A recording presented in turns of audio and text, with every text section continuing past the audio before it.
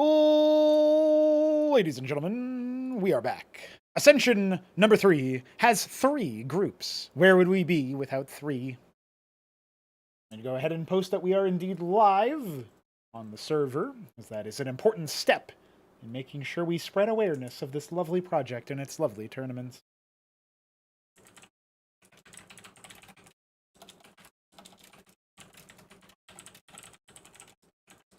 This is the Thirdborne. It's pretty epic.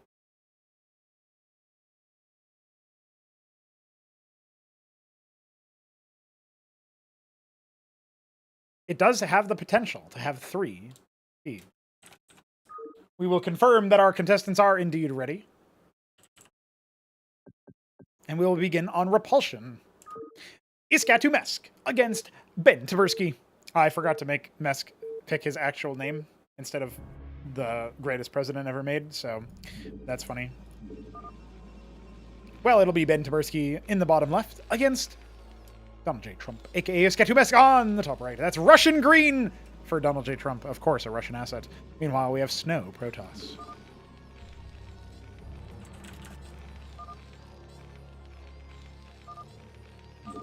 All right. Absolutely slapped. Didn't use the right config. SMH.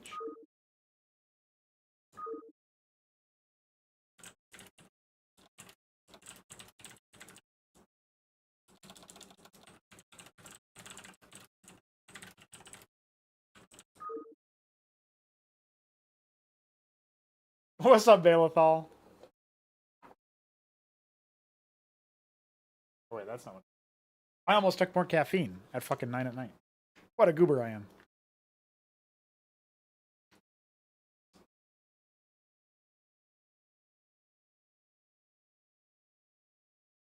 Well, because we're playing on release, it's a different config than Ben Tversky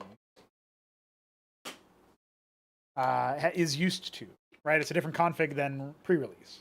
So he didn't copy his config over, and therefore it's different.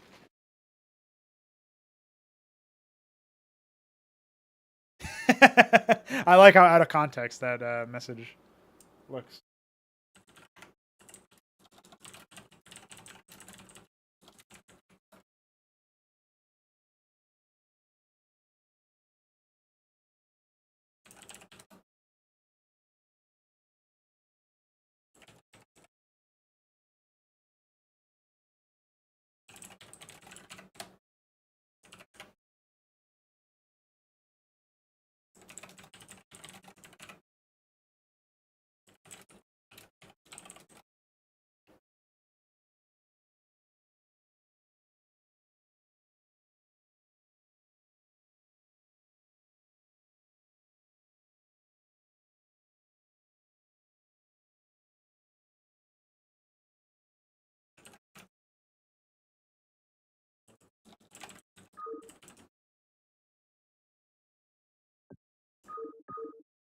All right, let's go again. Now, Mesk was Terran, and he will be Zerg this time. So remember that since he is random, these remakes do actually have some bearing on what he's going to do. But, you know, we didn't do an initial latency test or anything this time around, which would have told Ben that he screwed up his config. So that is silly, but that's okay. We'll see what the Zerg strats are going to be. Mesk has been freewheeling it. He said that he did 0 prep. I mean, he played some games recently, but he said that he's not doing any build orders or anything. He's just going to try some random shit. So I expect silly games, and I hope you guys expect silly games too. We've already had silly games. Now we can have the silliest of games. Ben will scout first. Customary against random. Does have us piling out. Probably going to go for a Stargate, it looks like. That's something is happening here with the gas versus mineral ratio. I'll take a big sip of water. As soon as I uncork my bottle, there you go.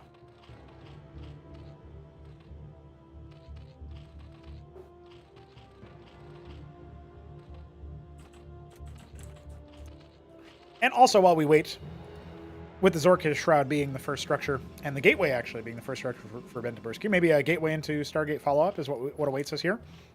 I'll use this opportunity to push a quick fix. pre-release.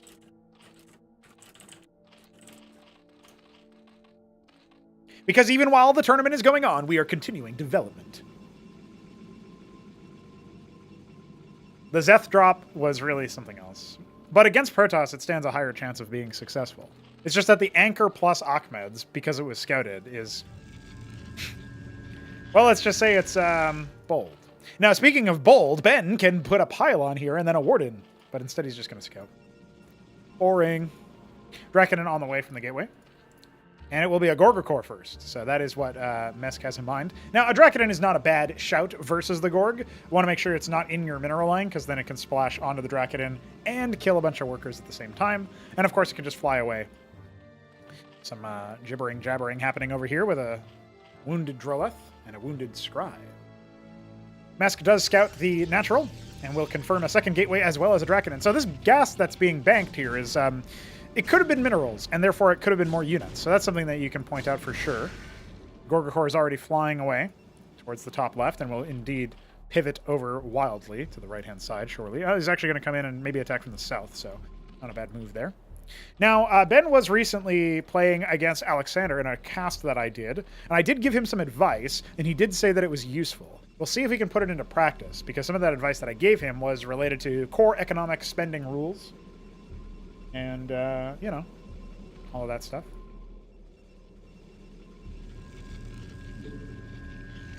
Now the Gorgor will arrive and start to nibble some workers. We should see at least 2 workers be killed here. Maybe a third. Well, if he's not careful, he's going to lose the Gorgor. So definitely needs to focus a little bit more on the worker harassment. Is going to go ahead and get a 3rd worker kill. And again, this is a kind of a lackluster response from Ben. He could have been moving his Draconins in anticipation of the Gorgor withdrawing. And if he kills the Gorg, then suddenly there's really not much potential for Mesk to do too much. He certainly can't keep the Draconins at home, and you can just walk the Draconins away, considering you also have scouted that it is indeed a Lachesis. So this is all stuff that Ben can certainly look at and maybe try to do. He's still got his worker over here, right? And Mesk wisely retasks his worker to contend with that. So right now we have even workers, except for the fact that it's not even at all, and I just misread. And that Scribe is indeed going to fall. So we're down to 14 workers for Ben. Zerg having a worker advantage is quite abnormal, un-English.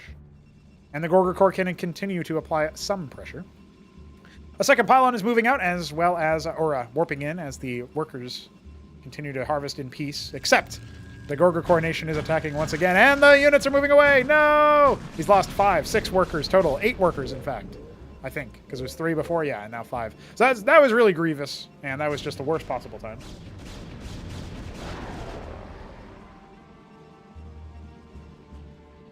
Two more Gorgor moving out. They've paid for themselves in droves. And Mesk, he's looking on point to maybe do some good damage here. He's going to go ahead and take an expansion. He can sort of let the BDB himself come to him. However, the only single Lachesis here is actually quite difficult to maybe make something happen. Another Gorgor out. The Protoss units can just move across and do some damage. It's only Ecclesias, and 2 Ecclesias against 2 Gorgs is not a winning fight. There's no Warden or anything. There could be one warped in now, but that means that there's no other units in the way. So he has to micro that away, and really good moving micro there from Mesk, who's indeed going to continue to up the pressure. A third Gorgor on the way is going to take some pot shots, and the Protoss army kind of got mixed up here, so I think that's not going to buy enough time for the Warden to complete, and that is probably going to cut it, because all of these Draconins moved back over here, and that's the last thing that Ben really wanted, unless he wants to maybe come back from an even worse situation. I mean, the Lachesis is starting to tickle his units to death. Yeah, okay, he got vision of it for just a second, and does indeed want to, well, he's lining up for the Lachesis, which is not great for general damage. He will kill it, but it could have been a little bit less damage on the Draconin. And yes, okay, he has indeed warded off the Gorgs, killing 2 of them in the process. But look, he's got 7 workers. If those 4 Draconins were over here, they could have potentially ended the game. Or at the very least, you know, forced Mesk into choosing between continuing the worker harassment and, you know, losing a bunch of workers of his own, potentially losing the whole game, or pulling the Gorgs back and thus providing some more time for Ben to do something. But at this rate, even though he keeps these 2 out of 3 units that did make it over here alive, I don't think it's going to be enough. He's starting to move his Draconins away at the same time as the Gorg is once again returning on an attack move vector for the last of the 8 workers that Ben still has. And I think at this stage, that might just be enough. Mesk is definitely in a commanding position. He didn't even have to cancel his Hatcherosk, so he's starting to put up some defenses and has 4 Lachezelisks back at home. Now, he can't necessarily end the game on just, you know, Zorka's tech, but he could drop a Quasrock or a Hydrock and just start overwhelming him with sheer numbers.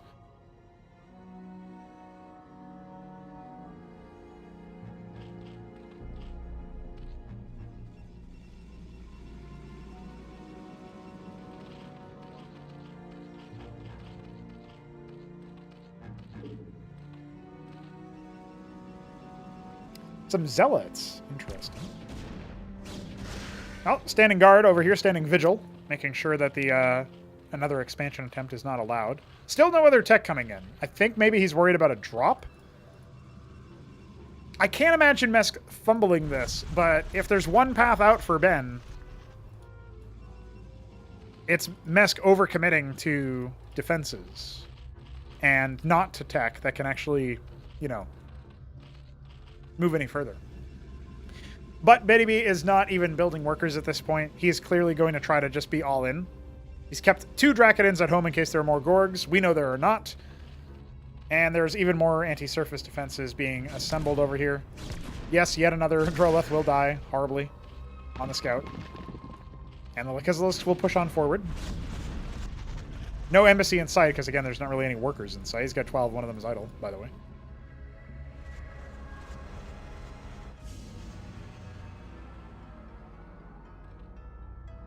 Behold, my brother, there is a Droleth in that Ovaleth. Because instead of pathing out, the 3rd time is the charm, and he will indeed get it out. Now, will they put it here, or here, or here? I'm going to say the order line tells me there. Option number 2 of those 3. But I had to give you 3 options, because that's 3. There's a force over here. I mean, Zealots are not going to be as good at as immediately as Legionnaires are as immediately getting on those Lachezelisks, but they will endure a little bit longer. With the Ecclesiasts keeping them alive. I could see, you know, 4 Zealots actually doing pretty well. And that base does go down. This is the kind of stuff that you have to be watchful of. And Ben is going to start taking some damage onto that Ecclesiast. Thankfully manages to get out. I think it's game over no matter what happens at this stage, but there is a defensive Warden, and that will relieve some of the pressure where some of these Dracodins can start moving over. If they were with this engagement, suddenly it's a lot more, you know, favorable. But with the double circuits and more of them on the way, yeah, we're looking at pretty much a decidedly victorious game here. I mean, 48 workers to 15. His worker production has not been stable. You know, there's like 2 choices that Ben had when he lost so many workers. He's done 8 workers, right? I mean, technically there's a 3rd choice, which is GG. But the first choice is commit super hard into military and make a decisive action and just gamble that you're not going to get attacked. Because if you are, it's probably game over anyway. Just try to overwhelm with the surprise factor of moving in so many units at once. The second option, hard turtle, you know, do something with your units on the map to make sure that there's no more than 2 bases, you know, continue the contain or whatever. But behind the contain, just go straight into embassy for the additional worker production queue and then take like 2 bases right off of that and just try to surprise your opponent with tenacity and with a macro play. Ben kind of did neither of those. He didn't really macro up because that's why he's only got 17 workers right now. But he also didn't really do a decisive maneuver with his units, and he's also not containing the rest of the map, where Mesk is now taking a top base in the top left. I would say that's a 4th, but his 3rd has no workers. So, you know. But there is an Iris because there's just been so few gas expenditures made. And the one thing you can do as Zerg is once you have Iris tech, it's quite possible for you to go for Night Assesians, right? You have to remember that they're coming from the Kagran now, but still. I do like that there could be yet another base taken over there. The embassy is done, so maybe that'll be more worker production here. See what BDB wants. I think he wants a witness instead, so he's going to wait for the gas for it. 75 gas for the witness. I mean, he might feel like he's hanging on because he hasn't been attacked in a while, but with, you know, tier 2 on the way, nearly completed, Quasrock and Hydrock available, more Kagra being spread by all of these extra defensive structures.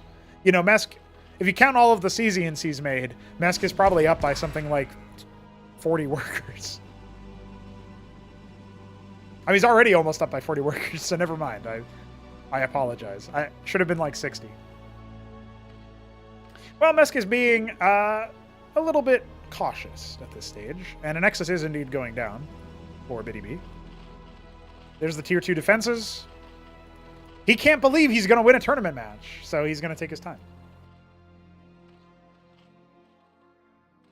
You can tell that defenses have been placed on the high ground because the Kagra is spreading all the way down on the low ground. So that should be somewhat telling that BDB needs to be somewhat cautious here. Now, there is a Panoptus on the way.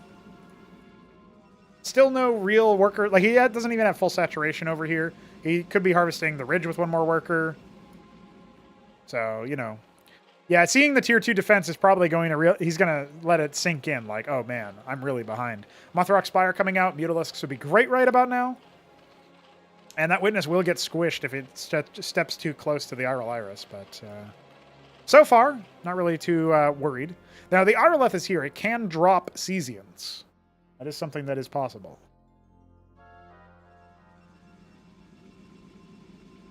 It's just going to spot what's happening here. He sees the Panoptus production facility.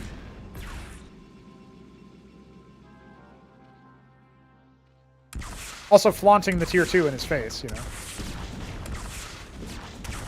Absolutely slight.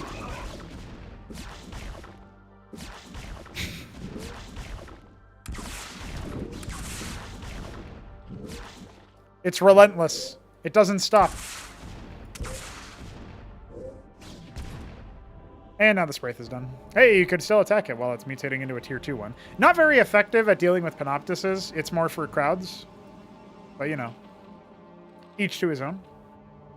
Not really great saturation at these bases, and they're completely undefended, so if there was going to be a way for Ben to start doing some more damage, he could certainly just move that up there. Now, the Irolith is here, which means if it flies over here, the Witness is basically toast. Protathalors are out. That's going to be the swarmy artillery unit of choice here for Mr. Mesk. And he should be able to overwhelm this force purely with the ground units alone, the melee units alone. Not really much to deal with that Panoptus, but the tier 2 military units coming out here probably going to help Ben realize just how far behind he really is. Now, Cantavis is being made, and most of the units here are pretty easy to clump up. Mesk is still being a little bit conservative with his approach. He's got Hydras in production, some Mutas on the way as well. You get 2 per egg in CMBW, so Mutas are much more spammable, you could say. He's going to confirm no third. Panoptus is going to see the Kagra over here. There's no anti-air defense, but there is one being produced. We'll see how quickly Ben uses this opportunity to try to stomp on some of these bases. Now, the most saturated exterior expansion is the mid-left one, and it also is the one that is most well defended. Meanwhile, this one just has 1 tier 2 defense and 1 tier 1 defense for the anti-surplus. But it will be focused down. However, the Vorpacores and Zethacores are also here. So, will he even be able to do lasting damage to this base? I'm not quite sure.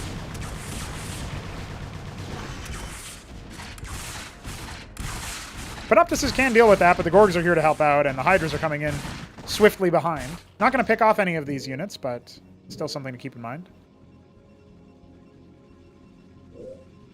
More defenses being put together here. Mesk certainly not sure what to make of this particular matchup, but I take that back about the... I saw all the Kagrants. Oh, he walled in his own worker, and this one's idle, and this one's idle. Absolute goofball. Does have some Bactylisks.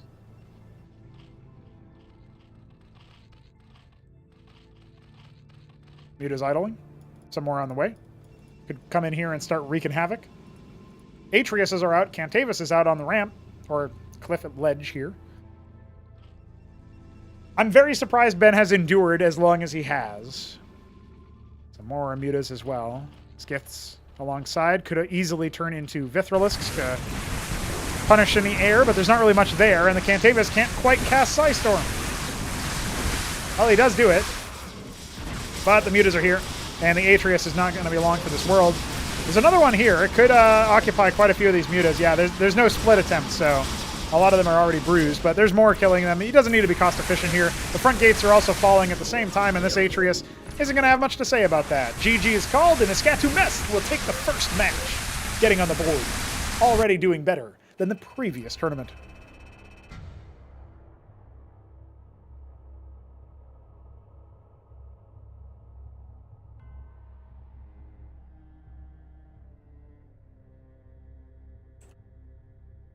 Now the Shambler shall select the next map.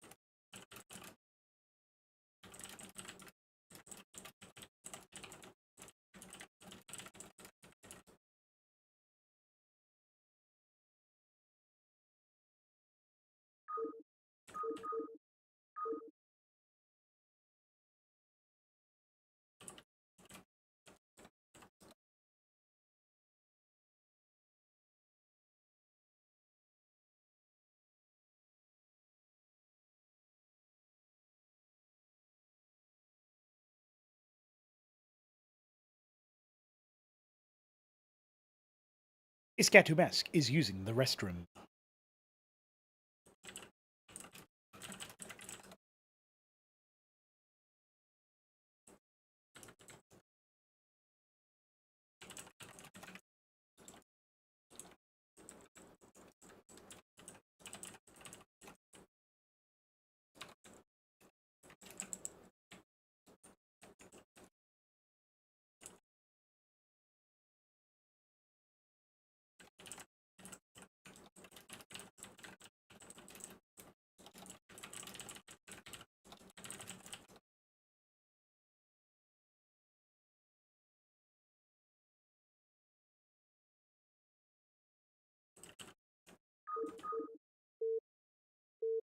We are starting off map number 2.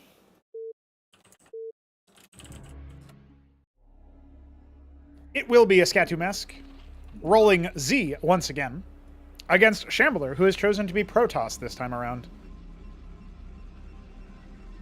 Maybe something of what Shambler does in this match will inform Ben Taberski about how to play against Mesk's strange Zerg playstyles. It looks like it will be yet another double gas harvest, but this time around it could be Hydrock. It will depend on how quickly he abandons the gas harvesting. Now, against the Shambler, he's going to know that not only was Shambler watching closely in that last match, he's also going to know a couple of other details. It's going to be Hydrock here, based on the timing, and that indeed will be going down. That's actually before Shambler's first pylon, so that's kind of curious.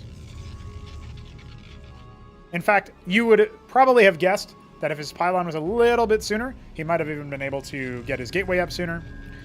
But, you know, he's going to wait for that, and it will indeed be a cenotaph instead anyway, so it's all well that ends well. But you can afford to be a little bit imprecise. Z Lover. Okay, Mesk is going to try what DF was trying here. Remember, denying the scouting information is quite significant. Well, there you go. Blocks it off. Can't get in. See how long it takes Shambler to realize that. Now, there is an automaton register behind the cenotaph. This is going to be stuff that I'm not sure Meska is going to be aware of. And the scribe is still not quite able to get in there. So this is a lot of lost mining time for the Zerg, but, you know, it's something that you do have to be somewhat watchful of. And unfortunately, since there's no hold position, I think the scribe is going to be able to get in. A little bit of a kerfluffle there, so at the end of the day, is it even really something that was worth it, right? So he's going to have to go ahead and return the workers there. Wasn't quite able to make it happen. And with the cenotaph first, I wouldn't be surprised to see a Hierophant here. You know, you're probably going up against Skiths. He didn't keep the worker on, not in time, and there is a Warden on the way. So using his minerals for that instead of for any units. It's going to be a little bit, actually. There's going to be some opportunity for the Skiths to get some pretty good damage done. They can even start focusing down the Warden. There's an Idol on the way, which is not a bad idea. But against the Skiths, I'm actually not sure. Like, if Mesk strikes decisively, he can get some pretty good worker kills done. The Warden is now, at this point, I think, too close to completion to be able to be focused down. And so, instead, just focusing the workers is a good move. Does need to focus down that last low HP worker. Instead, he's going to start... Yeah, a little bit imprecise here, indecisive, and now he's going to stack up versus the idol. So, got nothing done, in fact. Very, very unfortunate there. Mesk certainly could have done better. And really, he could have just made a beeline straight forward to see what was going on. Probably could have killed the Warden, and then killed some workers, you know, forcing the cancel on the Warden, maybe. Killed some workers before the idol popped. It will be a Hierophant now. Is it more committal?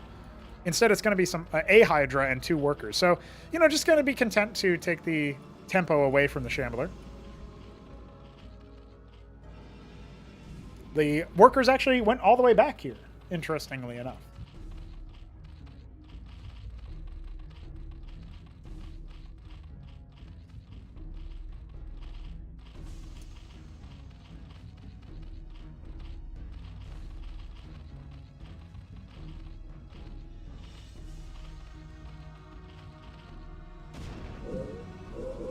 Doesn't look like anything of note happened over there besides some damage being dealt. Confirming Hierophants and Idols. Which versus Hydras are not the best choice, but not necessarily the worst either. Some Zero Cores are also being trained, or at least one is. Shambler going to stick to just the 2 production structures for now, but is putting a Matrix behind his mineral line. So again, this is forcing a decent amount, right? It's 300 minerals so far, as well as the 50 gas of the Matrix. So that's not too shabby. I don't think Shambler noticed the slip up there. Oh, no, he did. So again, this is keeping these units on the other side of the map, which is really helpful for Mesk.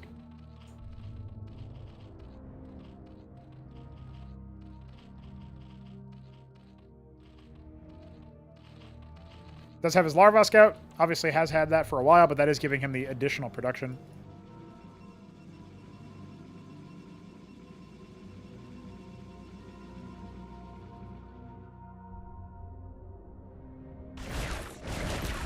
He's going to go ahead and suicide a little, well, not even really, just take a little bit of damage there to kill a single worker. It is a gas harvester, so we'll see if Shambler is going to go ahead and realize that. But it looks like, actually, the Hierophants are going to be met here. The Hierophants are starting to take some damage. There's not really great focus fire here, and the Skither Cores are indeed getting absolutely slapped, even abusing still a bug that we haven't fixed, apparently, with the whole position stuff. So that'll be interesting to try to resolve later, but thankfully it was not of consequence. And now they can use the cliff advantage here to really lay in the hate. Lay on the fire.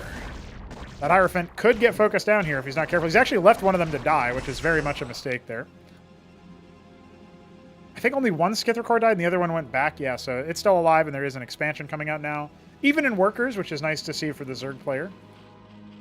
Does have some more on the way as well, so he'll actually have a bit of a nice little macro boost there. A couple idle scribes as well, not helping Shambler's case as he gets a second automaton register and looks for a 3rd defensive structure before resaturating on the ridge. And again, you know, he could have just put, you know, 1 warden a little bit further down, and that would have protected the ridge a bit better. Probably still would have needed a 2nd warden for full uptime, but then put this Matrix back here because he wasn't sure what to expect, perhaps. Starting to pivot into Legionnaires, so he'll have a little bit more meat versus the Hydras. And again, there's no Zero Cores here because I think the only one that we had, yeah, it was killed earlier. So that could certainly sway this fight more in favor of the Protoss army. Either way, though, Mesk is still going to be able to be somewhat effective, focusing super heavily on containing his opponent. A single Legionnaire will indeed, you know, poke out and see what's going on. Probably wanted to fall back because every little bit helps. But at this point, Mesk is even going to fall back himself and then throw some shade towards what the Shambler might be doing. Now, taking advantage of this cliff is not a bad idea, but is he going to actually take the fight? Not sure. He's going to fall back, not even take any shots. Certainly could have picked off a Legionnaire in that time. Doesn't want to get tagged by the Hierophant. Obviously, as he steps down the ramp, that's going to indicate that he needs to be somewhat wary. But at this point, the Hierophant is being interrupted by the other units, so can't actually commit any further. Now, falling back gives a little bit of time for these Zero Cores to finish, but there's not really anything over here to respond to this threat if it does happen. The Skither Core will continue to confirm that there's no air units or anything leaving the base, although its patrol path is a little bit wide, so timing, you know, could certainly hurt him there. And Cesiant in a curious location. I wonder what that's for. Anti-surface, of course, the thing of choice as another golem traipses along. There's more idols being produced, and these units are being kept at home, so cognizant of potential raids as the Legionnaires are going to go ahead and start scouting around. Now he's going to poke his head in over here, and the Cesiant will reveal itself. The Iziricors are going to go ahead and start to charge in, do quite a bit of damage initially to all the shields, but there's not really much of a follow-up. That Hierophant is going to go ahead and go kaput, and the golems are not going to be much longer for this world either. However, at this point, not really great focus fire from Mesk. There's a couple of really wounded idols that could fall. At the end of the day, looks like things are A-OK for both players, and the Shambler is going to go ahead and withdraw. But at this point, again, the macro is definitely in favor of Mesk for the time being. He does have much more in the form of workers, even though his unit count, his military count is not spectacular. Going for the tactic of going for the Quasrock, that's an interesting choice, because idols are definitely going to be pretty reasonable as splash. He's so many of them, too. I'm not quite sure what the plan is there. Now, you could go for Vorvs, try to go for some surrounding moves. Certainly could be dealing quite a bit of damage. Right now, he's just going to try to do Mass Hydra and see if he can overwhelm his opponent. Legionnaires are still going to go ahead and scout out every single base. The Skittercore will find that at some point on its patrol path. And the idols are going to be in a pretty good spot to initially throw some pot shots at the Hydras, but they can obviously just move forward and move past them. Yeah, that's exactly what he's going to do. He's going to kill that Warden before it can do anything, and maybe start to pick off some of these structures here. He should fall back or commit to a fight, one or the other. He's going to start to do some moving back shots and try to kill off these Legionnaires. Maybe he can even do some damage to the Golems. Again, this is the kind of move that you want to be able to do, even though there's lots of money in the bank for Mesk. Certainly something that he's got to be cognizant of is, how can I use this to my advantage? And at this point, I think he does need to just, sack one or two Hydras and fall back, using the opportunity that he's got there, and Shambler is not even going to be able to do too much there. Now, the Skittercore does get pulled back, so that's good because it doesn't die pointlessly, and it continue to give him some advantage there for the general approach to this. And he is taking a third base, so Mesk is actually being very, very competitive here, where Shambler, yeah, he's got this base, he safeguarded it, but he lost a Warden, the full 150 minerals for nothing, and then obviously lost a couple of Legionnaires that thinned out his front line. One of the Golems is very wounded now. In fact, his only Golem. So his only front line that's present with this army is very, very wounded at this point. There are a bunch of Zeths, but there's going to be a while before they turn into Vorvs. He does have the minerals for it, and he's got pretty good defenses over here, as well as an Ovaleth with the intent of sniping any would-be witnesses, which we know are not actually happening. But, still good to have, still a good habit to get into. More Zethicores on the way. Now, these are being turned into Vorvs, so Mesk is going to have to 1A, 2A, 3A, or 1E, 2E, 3E, as it is in CMBW when you enable grid hotkeys. Skittercore once again tickling the Legionnaire. What does Shambler want to do? Still on only one base. He's getting gas from his natural, but he's not really getting any minerals. Getting more Cenotaphs, it looks like, or just a single extra Cenotaph. And the army is starting to mass up here for Mesk. He can certainly overwhelm this force. Yes, the idols will deal a lot of damage to the Zeths, but if the pathing is good enough to start surrounding some of these units, and the Hydras can get on top, there's not really that many of them, admittedly, but I still feel like this is going to be somewhat cost-efficient. There's loads of idols at this point, though, and all of the Vorvs have been focused down and pushed into more weaker units, shall we say. So at this stage, you definitely need to start thinking about going into Mass Hydra instead. Instead, there's mostly Zeths in this production queue, and yeah, okay, there's some Hydras out here. Unfortunately, they are likely not long for this world. There's just idols. There's all he's got is idols. They don't do stellarly against the circuit.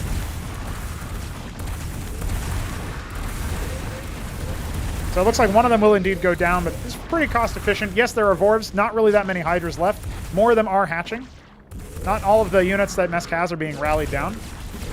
He does need to start thinking about how he's going to stop these units from doing so much. He could use these Vorvs that are on the low ground to really come up and start hamstringing the moves here, but the pivot into Quasrock might have cost him a lot of the advantage that he had.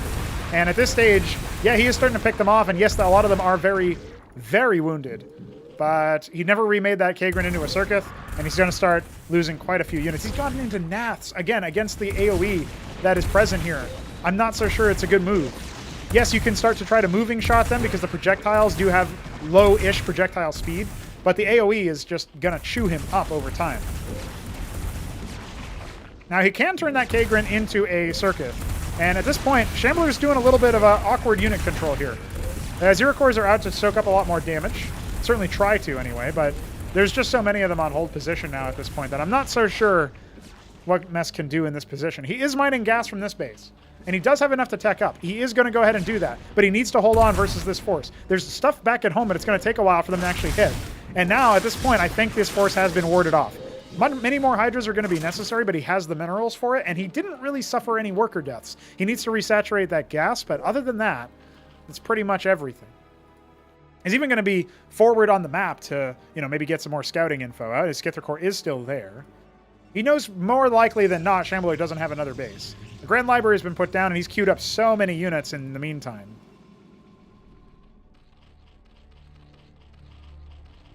Yeah, Mesk has definitely brought a higher level than we've seen thus far, and he could conceivably win this game, but it's just a matter of whether or not he can survive long enough for his Iral Iris to not just finish, but to take into effect. Bactylisks would certainly help versus the Idols. They only have 1 armor anyway, and they're fast, but they're fairly slow in terms of short range, I should say. And, better movement, certainly on the Vorvacors in particular, could definitely help here. This fight is once again going to be fairly Shambler favored, but a lot of the units are still going to be chewed up, and he's going to be left with only Idols again, many of which are indeed continuing to be bruised. Now, more of the Legionnaires and frontline in general are indeed coming up. Some of the Vorvs are accepting some of those Legionnaires with open arms and open claws, you could say. Not very many units on the production queue, and still nothing else being activated here, with the circuits once again trying to do their hardest to slow the onslaught of the Legionnaires specifically. More Hydras coming in. They will start to attack this base from this angle instead. And he's probably going to have to pull the workers, I think, if I had to guess. He is starting to get the Tier 2s upgraded structures, but it is going to take some time. The Hydras are finished. Can he use the workers to fend off the attacks onto these defenses? He's not actually doing that, so that's going to be fairly impactful here. As they finish, they are going to start doing some pot shots towards the Legionnaires. I don't know that they're going to be able to do too much towards the Idols, however. And as a result, one of them's already down. Okay, some of the Idols on the lower end are definitely going to get focused down. This circuit is back from being a Scorchwraith, so the increased damage is not going to be there, the increased crowd control, etc. And losing an Idol for a circuit, I mean, that's not going to be too bad for Shambler, given his economic position now that he shut this base down. This is starting to happen. There's a base in the top left. Mesk is still holding on, but he has no tech. The Gorgor Swamp isn't here, and he has no military units either. So he is remaking these into Scorchwraiths. He will be losing this Hatrask if he's not careful. There's more units coming down. They don't do a terrible amount of damage to the base, but eventually that will happen. And yeah, even the Legionnaires here are going to be pulled in, but there's no Hydras here, right? They're turning into Bactylisks instead. He's got a lot of Zethra Cores out as well, because he had a lot of minerals in the bank, but it's going to be a while before they can be particularly useful. Thankfully, with one last shot, he does end up getting another Idol, so thinning the Erd, and at the same time, there's more units coming out here, but Hatrask is going to go ahead and fall. Again, he can redouble his efforts to micro these workers at these bases, try to get a little bit more economy. Doesn't have as many workers as his opponent, and Shambler is, of course, taking a third base. But he doesn't have any defenses. He hasn't actually pulled the trigger on this, and the Bactylisks are going to get closed in on. Yes, admittedly, they're staying alive a lot longer than I thought they would, and there will be some circuits on the way. But I think there's just too many more units on the way there. Some of the larvae did turn into units temporarily. That's probably going to, unfortunately, be GG for Mesk, but at this stage, that was a lot closer than I expected. Shambler definitely had to work for that.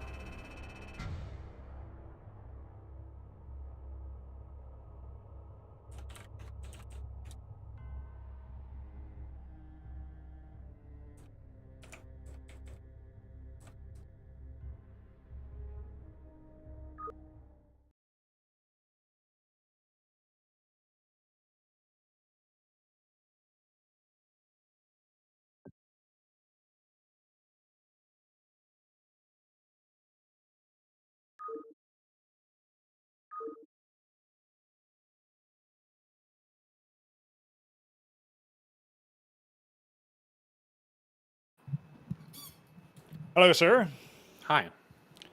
Yeah, I don't actually know about some of the moves into Quaz Rock, because obviously the Idols deal splash damage, so that was really hurting you there. I needed to slow them down because they just outran my Hydras and everything, right? Yeah. I think if you spent the same amount of resources on Core Hydra, you actually would have been able to take that. At least the Idols wouldn't have been as effective. I had no gas, and the Hydras were too expensive. Every fight I was up against Hydra versus Idol, it was a loss.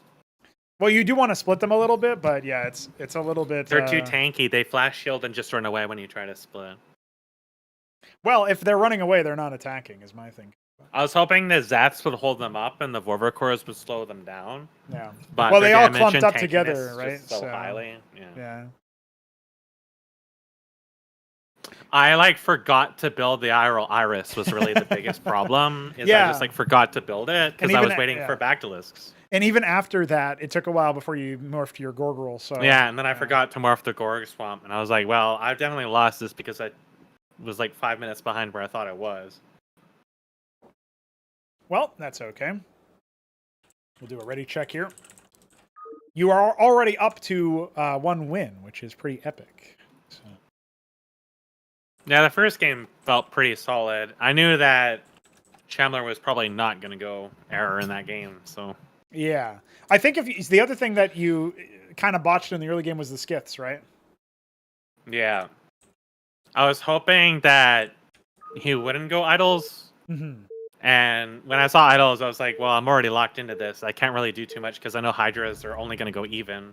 Right. So I had to hope that the skiths would do some damage, but I forgot that it takes quite a lot of skith shots to actually kill workers. So. Now it's Protoss versus Protoss. I don't think we've seen too many matchups of this.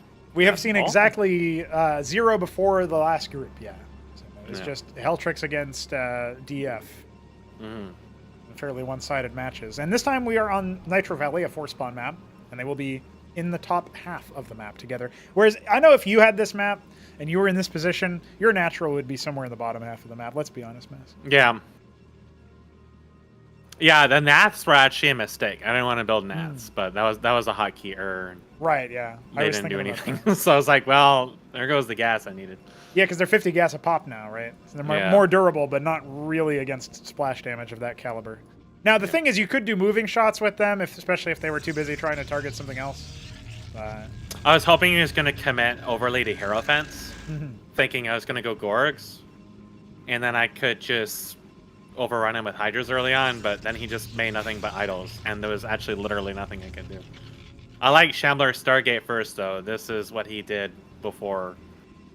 He's probably going to go in Aurora and then into Panoptus. I speculate it will be something that will be quite to Ben's chagrin, having gotten slapped by air. I'm glad he just randomly U'd. Okay. Just checking. Oh, he's trying the U strat, literally. He's trying to be you and just type U. U. Maybe he can throw him off and screw up the build order as a result. Well, I mean, you get him typing, you never know. I do think Shambler's biggest enemy, his biggest enemy is his keyboard. So. Now they're both going to scout each other last. This is not something you see too frequently. So. And I'm also noticing on 4-player maps, since it's not something that happens too often, players are a little bit lax in the, like, instantly correct your scout. Like, if I see my nothing over here when I scout up the ramp, I immediately pivot away, because it's like, well, I don't need to confirm that there's no, like, worker in the corner somewhere, because that's where his base would be.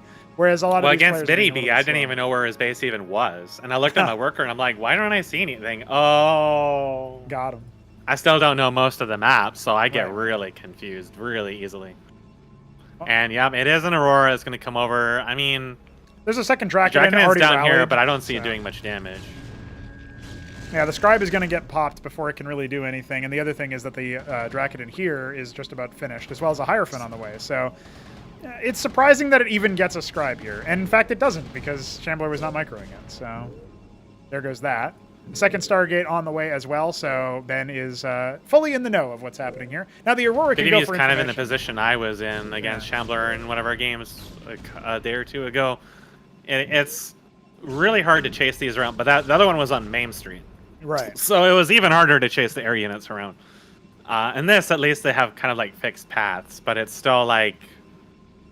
You can see the Dragon is trying to chase the Aurora. You have to go all the way around just to go over that cliff. Like, your mineral line is so exposed. You pretty much have to wall it up or have units waiting there. And, you know, the other thing he could do as well is, I mean, he's on a move onto these. He didn't end up attacking that Aurora, and now they are going to have to be pulled back. There is no Panoptus on the way. And that Aurora is even going to go ahead and die. So this could be a really big kerfluffle, actually. Yeah, this could be an issue for Shambler, this momentum here. I mean, he's building a Matrix. It's not really a huge amount of damage against Drakenins. Yeah, Ben has to be decisive with the targets that he picks here, and unfortunately for him, he's not really doing that. So. He is pulling some mining time and made him build 2 defenses here, which is going to slow down any large amount of air units, but preferably would like to get some kills here and not get blocked. He's still just sort of relying on attack move, and it's not going to be your friend necessarily. So absolutely sassed by scribes. Now he has to deal with the warden and the right. There's also a warden in the back line there. I don't know why Shambler decided to go for that because he scouted there was no air. Maybe he'd built that before. You never know. Maybe he thought he was just gonna like dive all in and just ignore the front, and he wouldn't be able to block him. Because I mean, at that point, the Auroras aren't really gonna do too much. But it was still only 2 Drakatans. A little overcommittal. There is a Panoptis on the way, but it's going to be a Warden, Hierophant, and a Drakatan here. I don't think he's going to do too much damage in the short term. I thought that with my game versus him too before, but he just kept building them, and then he eventually got Bargus on top of it. And it just like kind of reached the point where you couldn't really pick them off that easily. And it was a slow burn, but eventually he was able to take map control with it. Even though I had a group of Panoptises, I didn't have as many as he did. Now, again, the Hierophant doesn't really do much damage, so securing kills with it is kind of difficult. Well, the micro is not there at all for Ben. His units got in their own way trying to path around. So, again, as soon as you fire the shot, you can start moving your unit, right? That sort of animation cancel. Now, the double Hierophant here is going to slow down the attack rate of the Matrix, and then also on top of it, you know, there is something to be said about whether or not this can be some good damage, right? The Hierophant, again, doing so much... If he kills any of the Panoptises, it's a really big win for him, even if he loses his attack force. Well, he's going to kill them both. It's just he took his maximum amount of damage time as possible to do that. Oh, no, the scribes are murdering him. Well, he has 2 more. He has 2 more units right there. He could walk continuously back, but he's not doing much micro here. He was microing the one that was fighting, but now the Warden stands in his way. The Eternal... All Shambler really has to do is just micro this, and it just kind of dies. Rip. Yeah, there's 2 more Hierophants on the way, but again, like you said, not great at dealing damage. So. BW's got a lot of money in the bank. Could add in an extra gateway or 2 here, or expand perhaps. I think he's going to go ahead getting and a little the ahead of expansion himself. Part, yeah. And now that there's Panoptises being produced, yeah, okay, there's only 2 units here, but... See, he's typing. He's already typing. Ben is winning. He's already typing. Ben is winning. Typing. You can't stop winning, Ben.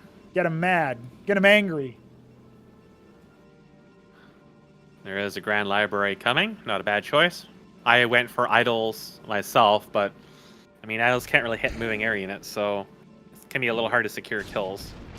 At least the Crabs are a little bit more likely to... I guess their tankiness is probably about similar. Idols felt like they were deceptively tanky. Well, they are pretty heavy in terms of gas cost is the problem. I think that Atreus are going to take more aggro, though. They're more obvious. Yeah. Well, the second Warden is going to be go ahead and placed at the ramp here. The Shambler is being a little bit more defensive. Doesn't want to leave his base just yet. He can start to pick off this force, though. There's not much damage in here, so... Again, could be focusing down some of these units to actually thin the herd a little bit. There's a very low HP Aurora, for example. And he's not even going to get any damage dealt to the hulls of these Panoptises in the meantime. So he's going to start pulling his forces back. And it's Amaranths because he needs to get rid of some of his minerals. So that's his first unit out of the Grand Library. Now, again, that's not actually as bad as it looks. Yeah, obviously Amaranths can't attack up. But he's got Hierophants to slow the attack and movement speeds of the air units. He's got Wardens, and he's got a single Drakatan. He can hold this attack. It is 4 Panoptises, so you got to be somewhat careful about that. Instantaneously salvoing down one of the gas workers there. That's going to be a big deal. Doesn't want to overstep the bounds. Doesn't want to continuously do that. Now, the Aurora is taking aggro from the Warden, so that was really good for Shambler. But again, you know, there's the other units have started to come up. More units are being rallied. Yeah, there's not really much focus from either player here. But with the Hierophant slowing that down, there's one more hit on that Panoptis, and it will indeed go kaput. So not too shabby whatsoever. It's about an even trade, really, at the end of the day. Yeah, he lost a Warden and a Hierophant. and he was able to claim an Aurora and a Panoptus, as well as a lot of damage onto one of the other Panoptuses. So the other 2 Wardens down here, I don't think that this is going to be... this won't go down fast enough. Ben will definitely respond to this. I think he even saw the movement of the units there, so he's even going to be able to get a bit of a heads up. Now, his Amaranth and Zealot are blocking his army movement a little bit, and there's the pretty good army positioning there for the Aurora to take that hit. But, of course, there's more units here. Ben needs to be on the ball with responding to this, and his Hierophants are getting in each other's ways yet again, so definitely a spot where he needs to move the rest of his army down. And, you know, the other thing that you could do in this context is you could genuinely, just if you have enough minerals, spam out either defenses so your army can leave your base, or a bunch of, you know, Legionnaires, a bunch of Zealots, a bunch of Amaranths, and just A-move his base. Like, he can't defend you. He's no ground units. So the only thing that he can do is... to defend. So. Yeah. And I think that's, you know, Ben's just going to go ahead and pull the trigger on the attack. Yeah, the units are going to come back up here and maybe do some damage. There are no other anti-air units besides the Atreus being built here. But he's still in a better position economically speaking, even in workers, but he had that other base going for a little bit. And now, yeah, there's only 2, a Panoptus and an Aurora. 2 more Panoptuses are in production. One is about to finish, but these Wardens aren't going to get canceled or finished. So that's actually a pretty big loss of 450 minerals in total, assuming that last Warden does get focused down. I was going to say he's going to let it finish just to give Shambler a little something to work with. I don't know if trying to force his way up the ramp at this point is really a good idea. It puts him in a disadvantageous position. For the fight, yeah. He killed 600 minerals worth of defenses, but his army was more useful to him, I think, when it was, you know, sounds glib to say, but when it was still alive. Yeah. And you can tell, even with the limited amount of forces here, they still pick off yet another. Like, that's just the anti-ground army, and that's with, what, 6 Panoptuses attacking them. So that's pretty considerable amounts of endurance. Yeah, I think it would have been better just to take out the Nexus, if he could. Or at least force the Aryans to come to him and then fight them and then send the ground units in while they're fighting. Yeah, the unit control definitely needs some work for, I think, both players, but it's certainly worthwhile to consider what could have been here. Now, I think there's enough Panoptuses, even despite the Atreus positioning here, to really lay out the hurt. There is a second Atreus. The sustained amounts of damage that can come from that are pretty significant.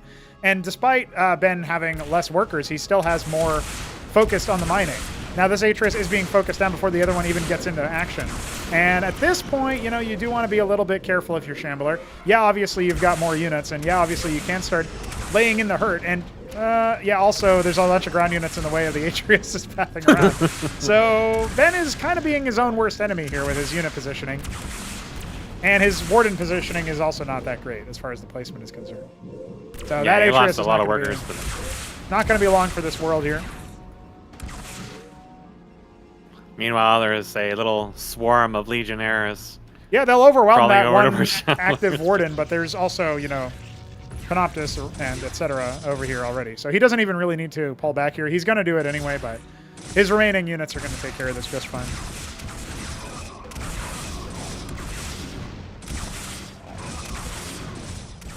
Not really a whole lot of focus on that side of the fight.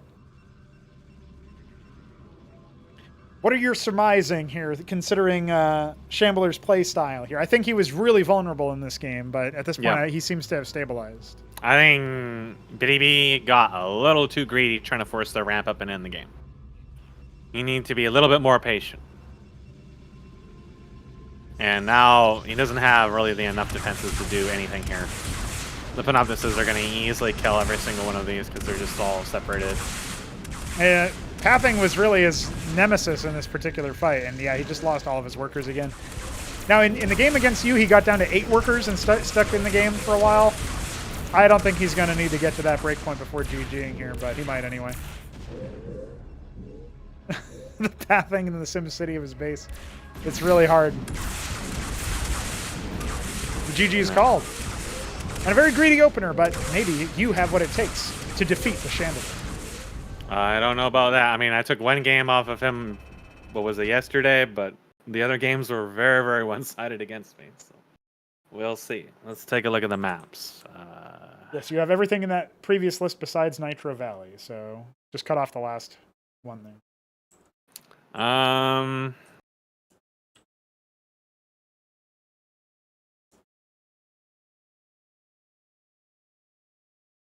Let's go for infinite velocity. Got him.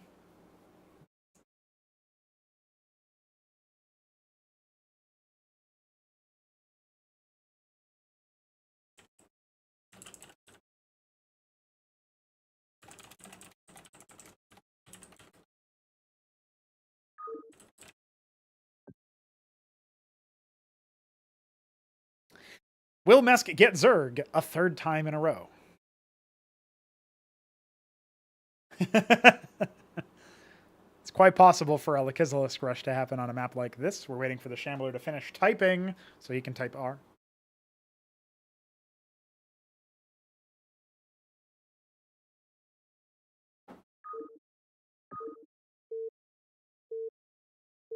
And hopefully Mesk was actually ready since there was a little bit of a gap.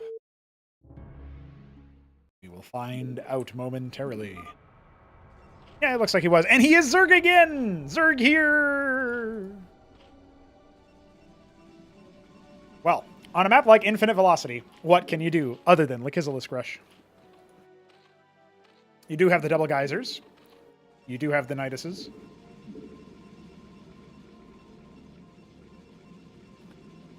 And 3 Crow. I mean, he practically was able to qualify to playoffs purely because of his Lekizalisk Rush antics. Benno is not ready for it.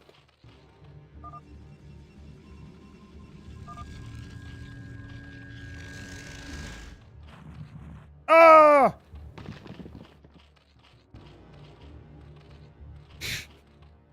I can only imagine what was actually attempted there. It is going to be a Zorkis first, so...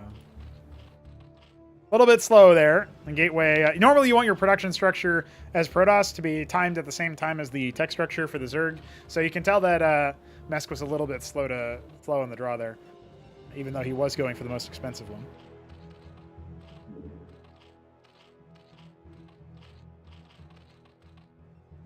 Now the Scribe will go ahead and station over here. Presumably go for a... No, not sure what he was expecting there, actually. Wanted more active vision on the future stations, perhaps. So this Droleth is also going to do the same thing, and then path away towards Mr. Shambler. And go ahead and cross each other. There is enough gas banked up here for 2 Lekizalisks, but only enough minerals for 1. There's 125 minerals and 75 gas. That's because of the double geyser available here for Mesk. Definitely wants to station a few more units on minerals, and he wisely recognizes that. Now the question is, will the Lekizalisk hatch before the worker arrives? And I don't actually think that it will. Or if it does, it will be a little bit tight. So this is pretty good. You know, obviously Shambler won a version of this event, the last event that happened. Won it off of the awareness of being Zerg. So in this particular case...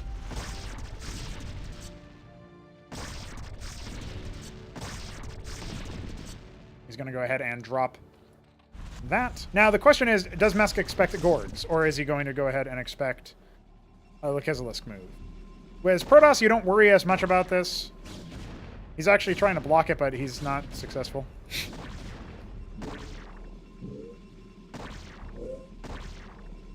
If he can get the Lekizalisk far enough away... Trying to use the... Oh, he's using the Droleth to body block, but he's not killing the Scribe. There it is. It finally does die. And I actually think with the Droleth's help... Oh, okay. They both trade each other. Now, there was another Lekizalisk available, but instead it's going to be Gorgs. Interesting. He's going to path the Gorg there. Does see the Rogue Gallery. It will be a Kabbalist. Now, you can use the Gorg to either kill the Cesian, which would be a pretty good move since he's transitioned into air units, or he can just bypass that entirely and hope that both of those ground units go through the Cesian. So it wasn't a 3 Lekizalisk rush.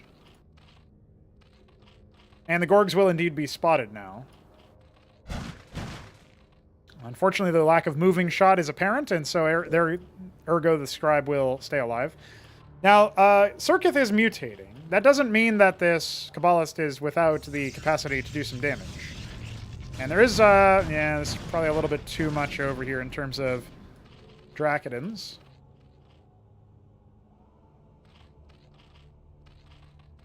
An Ovaleth is out here. I'm not sure what that's for. I guess it's for general detection. But, yeah, just the amount of damage that it took there to kill a single worker is pretty significant. And now there's an Ovaleth out, so that's going to be the death knell here. The Gorgs, meanwhile, are going to go ahead and bravely charge forward. There hasn't been any additional anti-air production. So if these Drakidins do go down, which they certainly could. I mean, the Warden can even go down here. And he's not being particularly careful about it. Obviously, he's still splashing some of these workers at the same time.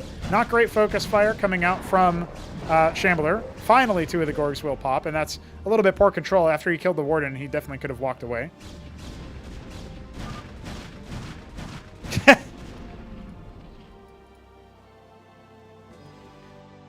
I'm wondering, considering Shambler is in such a position, where 2 of the 3 Gorgakors just got absolutely slapped, I really wonder what he's even complaining about.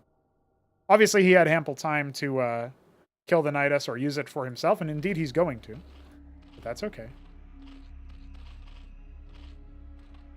We do have a Circuit in the back line. I think that's probably going to be more than enough. That one gets canceled. The Gorgakor is... what is the Gorgakor doing? It's going to go ahead and attack the Nidus, apparently. Does he want to just maroon the Protoss forces on the other side of the map? It doesn't look like it's going to matter. They are happy to be here. The Remorph is coming in. This isn't as bad as it looks because Shambler is so all in with only 11 workers. But yeah, the Gorgakor is out, and that probably needed to be a Lekizalisk in all reality. The workers are going to get pulled once again. I don't know what happened to the other Gorg. Oh, it's over here just killing a Drakidin. And all of these units, meanwhile, are focused on a Kagrin instead of doing anything of substance. So technically, Mesk is still in the game. In fact, he's even going to go ahead and kill a Warden without canceling it. So Shambler is still in some jeopardy here. He could obviously focus down this other Warden. There is a Drakidin here. He's going to go after the Pylon instead. He can't kill the Pylon in time for the Drakidin to finish, or to be prevented a finish. But it's a worthy goal, and another Gorgakor, which is also wounded, is indeed going to... pop out there. So that's unfortunate for Mesk. Maybe if he started that immediately after killing that Warden that was in production, or even before attacking the Warden, just as soon as he killed the Drakidin, killed the Warden, or killed the Pylon, that might have done something to slow it down. Instead, he's just going to try to stabilize, right? He did kill some more workers. He's now ahead in workers, and the Nidus is taken out, so he is a little bit safer. And does have 2 Gorgs, which can and will heal up over time. So, you know what? Mesk is not in a terrible spot. He can kind of sit on the low ground over here by the ramp and just confirm what's happening. But there's a Warden finished. He led with the bruised Gorg anyway. He sees the Rogue Gallery is still spinning. That could be Vagrant, Kabbalist, or Barghest. Not sure that he'll suspect a Barghest. He doesn't have any anti-air back at home. He might just keep a Gorg there to try to defend against that. But really depends on whether or not the Barghest is scouted in any capacity. He's going to go ahead and grab an anti-air defense. Now, I think this Kagrin is positioned such that... Good luck actually getting any gas efficiency out of that. That is actually really quite terrible. 2 Drakidins, a 3rd on the way with this Warden. The space is going to look fairly impenetrable. A Quasrock pool as well. Okay, so there is one capacity here where with the double gas, again, he doesn't have efficiency on harvesting it anymore. He has to go all the way around the whole world, really, because of his layout. He's going to lose a Gorg. That's very unfortunate. Because my next point was going to be... that is quite possible for him to successfully use Naths and Gorgs together to defeat his opponent. But it looks like that's not really what the Doctor ordered. He's also not even harvesting gas from the one that he actually has efficiency on, so that's too bad.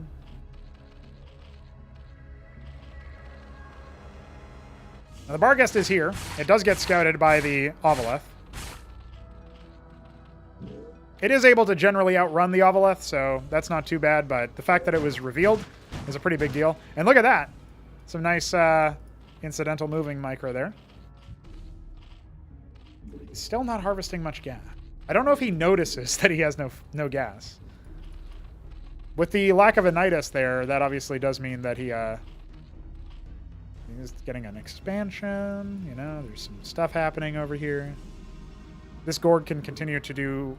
not really harassment per se, but, you know, move around the map a little bit, see what's going on. We have made it past the Tism phase, so the Niduses were not going to lock the players into an early defeat, doesn't look like.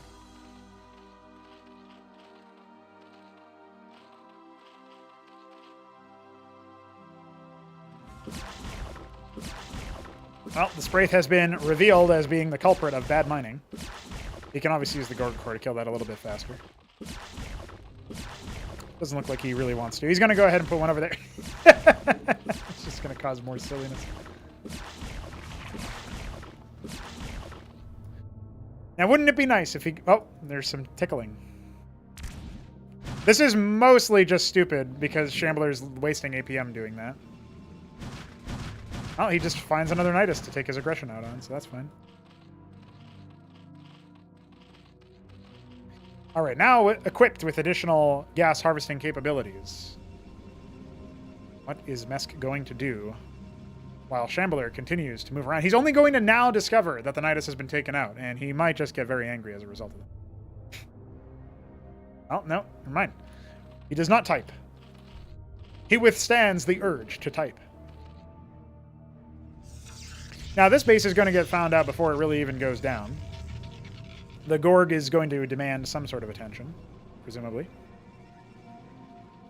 Maybe it might just be barely out of range, actually, because red is obviously a very striking color on the minimap.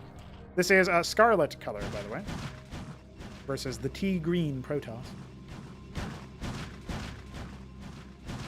Now, these infantry units are going to help get rid of this, so not the end of the world.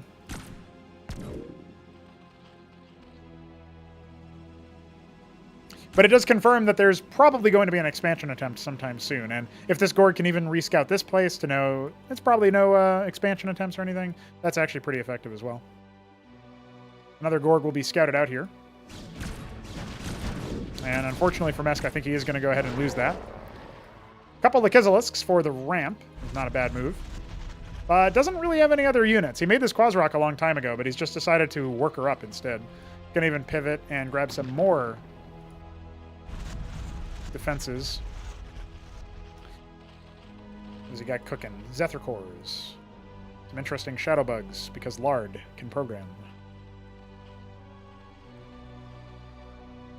Well, I can tell you one thing. Shambler is not making it up this ramp, especially with the Zeths hatching in the meantime. Now, at least one of these should probably be a Spraith, purely because of the Barghest. But if he wants to just defend it with units instead of the structures, you know, that's also fine. What's he got? He's going to go ahead and take the island base. His second Gorg over here did indeed... Or maybe that's actually it's the original Gorg. He's got nothing to target air units here because his Gorg is on the other side of the map. And that Gorg is also not long for this world anyway, so not an immediate reaction there. Now, thankfully, Shambler did not react to this either, so he's just going to lose the Barghest and confirm that there are indeed workers at this location. But since then, there have been more circuits made. The Kizilisks can now be moved up, and the Gorgs have been hatched as well. So it's going to be Gorgs probably into... And if I had to guess, it could be Naths, but it's just going to be more workers. So he's actually going to go for a Gorg-heavy push, presumably with the intent of continuing to kill workers. He doesn't need to do damage to the infrastructure, per se, although he might incidentally kill a warden or two. But if he just focuses down the workers, he can drain some of the limited work. He has a pretty big advantage there, and he is indeed going to go ahead and take this base. He's banking some gas now as well, which is a good move. Gorgs are going to get retasked onto that top left base, and he can start sending his workers to harvest. He's still harvesting in the main mostly. Could rally a lot of these workers to his natural instead, but has fully saturated the gas at this point. And yeah, indeed, the Gorgs are going to come on in. What is the response? It's instantaneous from Shambler. Yes, a warden will go down, but at what cost? In fact, it will not go down, and it will be at the cost of 1.5 Gorgs. So no economic damage dealt, but at least he confirmed the presence of additional units in the base, so he knows that Shambler's forces are not entirely concentrated in one spot. The Zephyr cores are going to actually slip on past. Worker is going to go ahead and try to expand here, but I think it's going to get warded off instantaneously.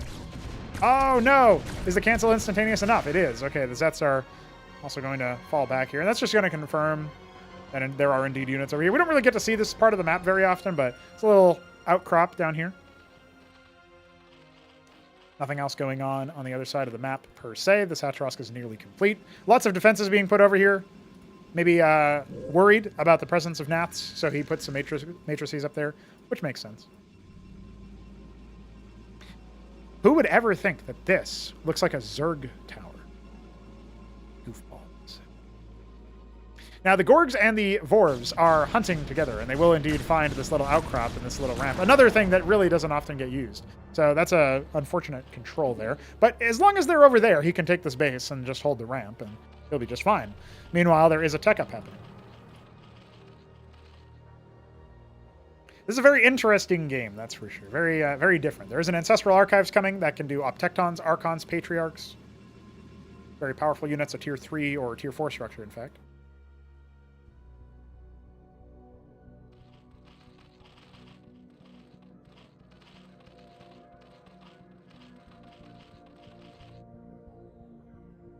So Mesk is only now starting to use the space in the top left. That will give him access to more gas. He can obviously drop some, maybe a Cesiant or so for a Larvask to get even more worker production there. Or when this Iral Iris finishes in just a moment, he can grab a Nidus himself.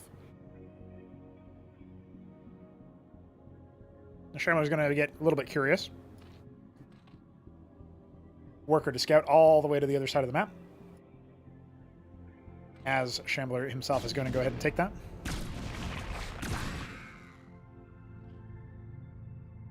What is Mesk going to do in response to this? He's got some Hydras on the way. He can break this force relatively easily. He's not too worried about that. In fact, Shambler is making quite an error here, I think, by falling down into the mineral line. Vagrant has turned into a Shade, and that will help out the battle a little bit. A lot of the Gorgs do get killed. That's not too bad. I mean, thinking about the cost efficiency here, it's not bad, but the fact that the map is so big means that you kind of inflate the cost of the individual units that Shambler lost there since they were on the other side of the map, and that's a time cost. So yeah. He's also not actually taken that base yet. He is now. Lots of minerals in the bank for Mesk.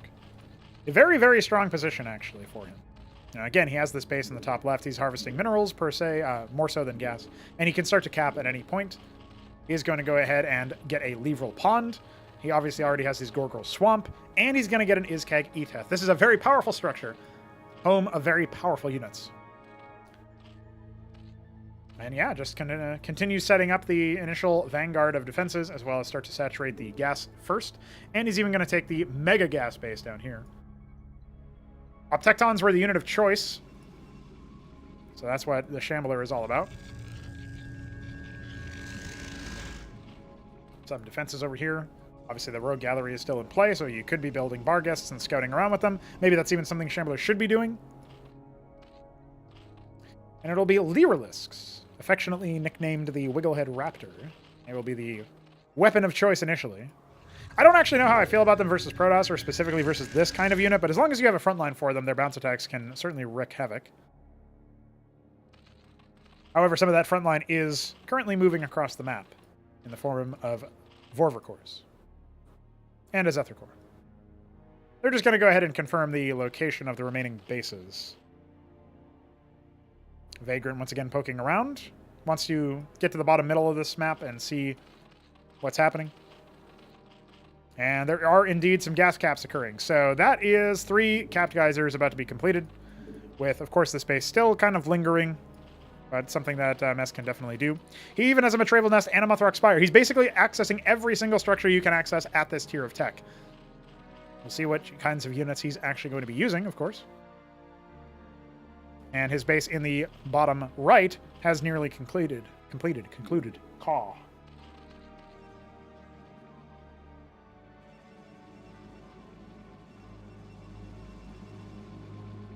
A witness is on the way. There's nothing to detect it, but it will see all of the tech structures. Yeah, there's only one Ovaleth, and it's down here in the third in a bit of an awkward position. I don't think Mesk will actually notice the... Oh, he might notice the glimmer there. He might have just seen the shimmer. Another witness on the way to the top right. It's actually going to confirm this base as well, but what can you really do against that? There's an engram for defense. Vorv's still thinking about what to do. Now, because there's an embassy, there can be a drop. And since there are Optectons out, that can be quite successful. Not really that many air units, but you can go Almaxilisks, and it's going to be Vilgoricores, the only unit in the game with a broken icon that I don't know why that exists. But yeah, that's a thing.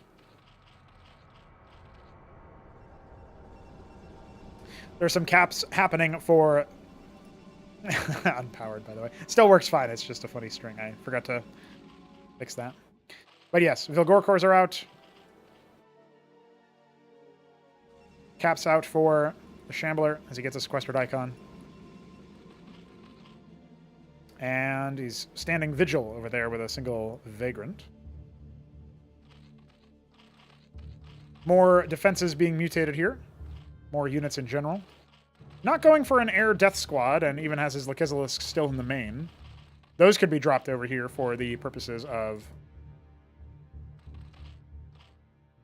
defending. It's going to be 2 Drakodons in this envoy. Curious.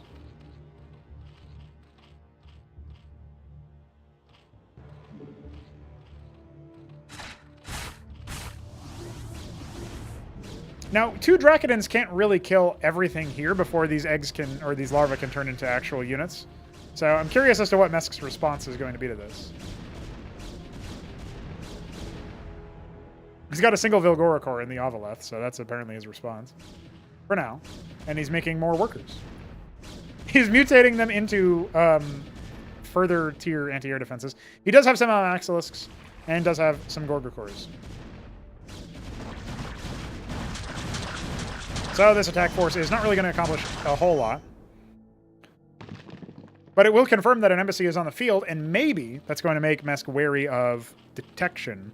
In fact, I actually don't see any witnesses here. Oh, there is one there. I'm curious as to where the other one might have been. Might have fallen. You know, maybe walked over the Iral Iris and got slapped. Hard to say for sure. Loads of gas income from the space. A lot, again, not very well defended, and Shambler's just not being super proactive at this stage, but is going for some Wardens, going to go for some Lattices, presumably get some Vassals out. These Vorvs are still here. Obviously, they could walk in and scout out the defenses. Maybe they will at some point. Single Nath sort of moving around, seeing what's up. A couple more on the way. Just seeing what's going on. And this one, this looks suspiciously like a potential Nidus for me.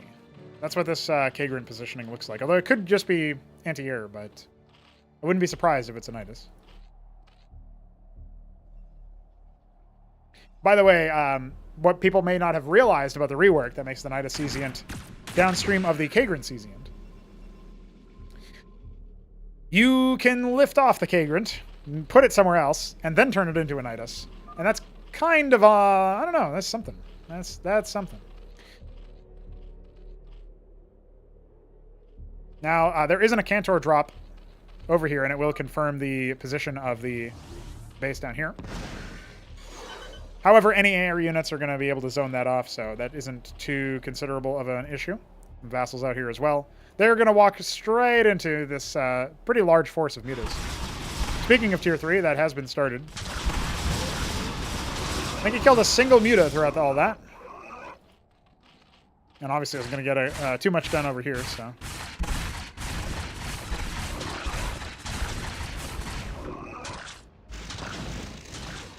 Only really killing the workers in this particular position, interestingly enough. And yeah, the Nathacore plus the Almaxilisk will eventually clear out this Acantor.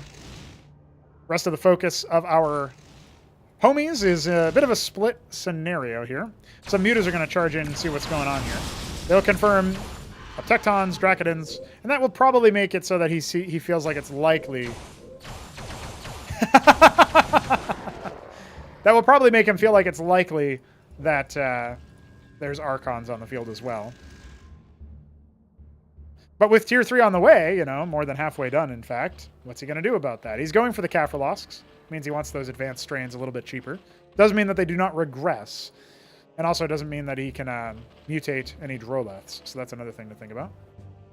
Single Nathacore chasing this envoy around the map, so that's pretty funny. Will it chase it into the Convolisks? I think so. I think the Convolisks... No, oh, there you go. Figured it out. Spawn some free Rilla Rocors.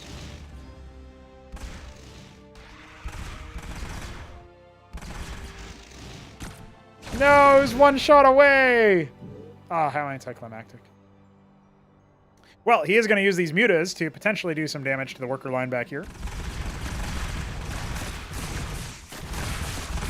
And again, yeah, sure, there's a little bit of splash here, but it's not much.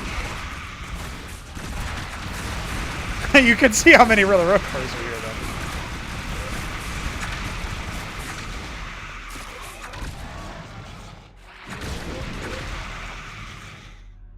Well, the move out has occurred. Some more harassment is happening over here with Protathalors getting tickled in the middle of the map.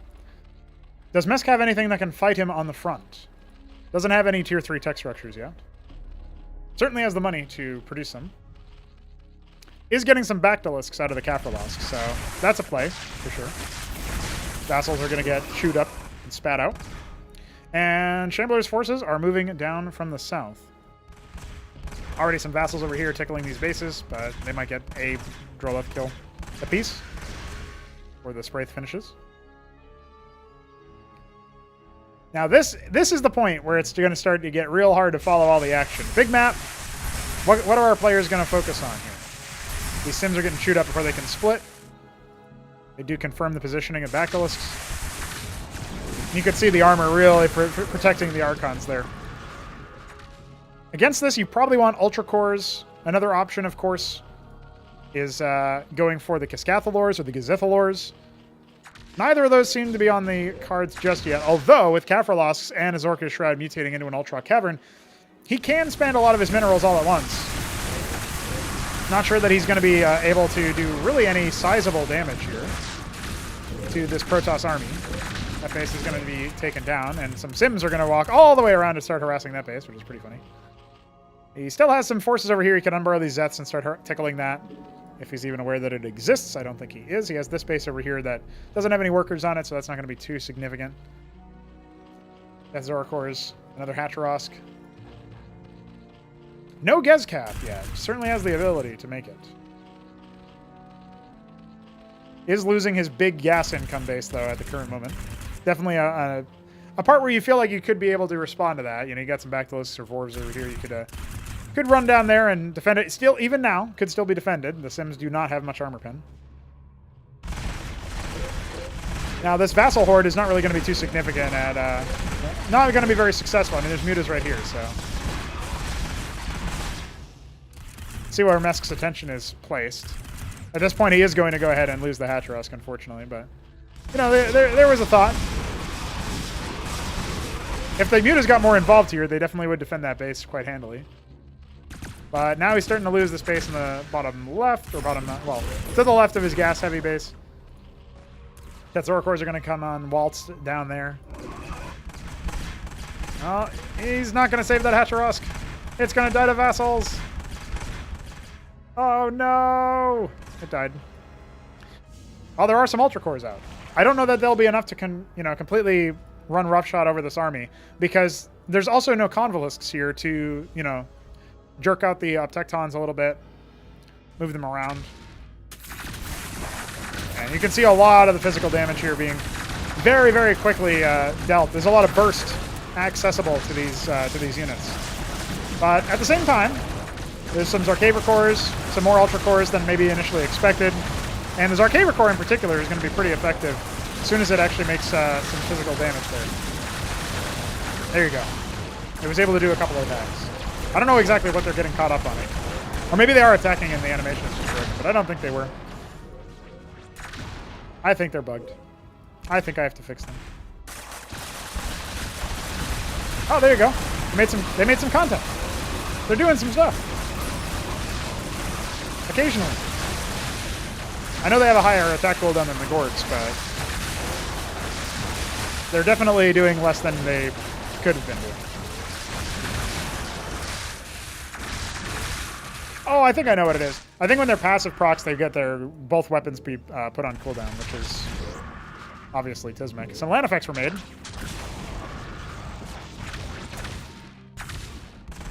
And unfortunately, even though the Zarkaver cores were not performing as they should have been, because of a hitherto unknown bug, I'm also not 100% sure it would have made a huge difference. There were Architects and Archons. Here they come. I think the biggest problem that was had here is that Mesk didn't really have much regular larvae to make Almaxilisks and similar things with. But there are Tosgralisks, and those will be quite effective at dealing with this force. There's actually a pretty significant number of them.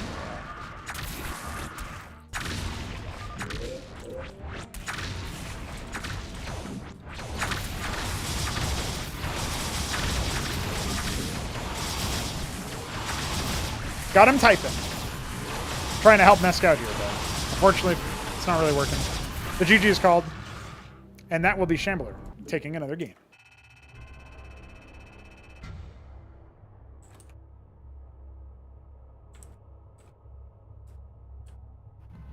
I don't know how to control things. I also got really, really confused again. What happened? By making the layers. Oh, okay. No, I'm terrible at this game. I had no idea what I was doing. I thought that the heavier units would stand a chance against the Uptectons, but apparently not. Apparently the air just all got melted.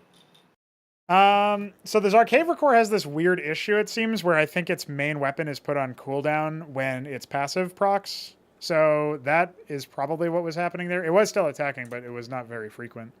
It also does have a higher cooldown, so...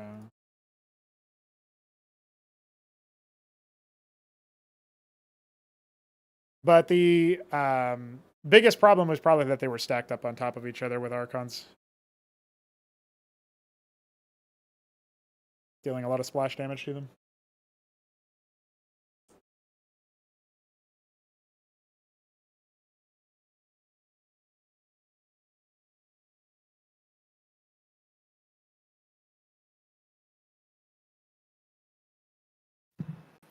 Is it me versus? No, it's him versus BW, yes, he's right? still only on 3 wins, the Shambler, so he does have to go up against BW.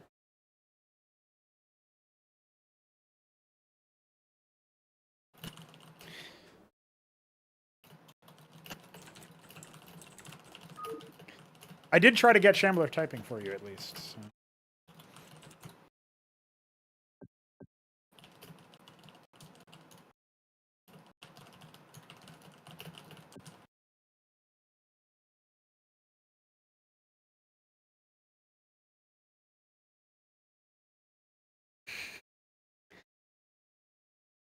Yes, Shambler is known for winning against even Mystery Meat on Boskevine.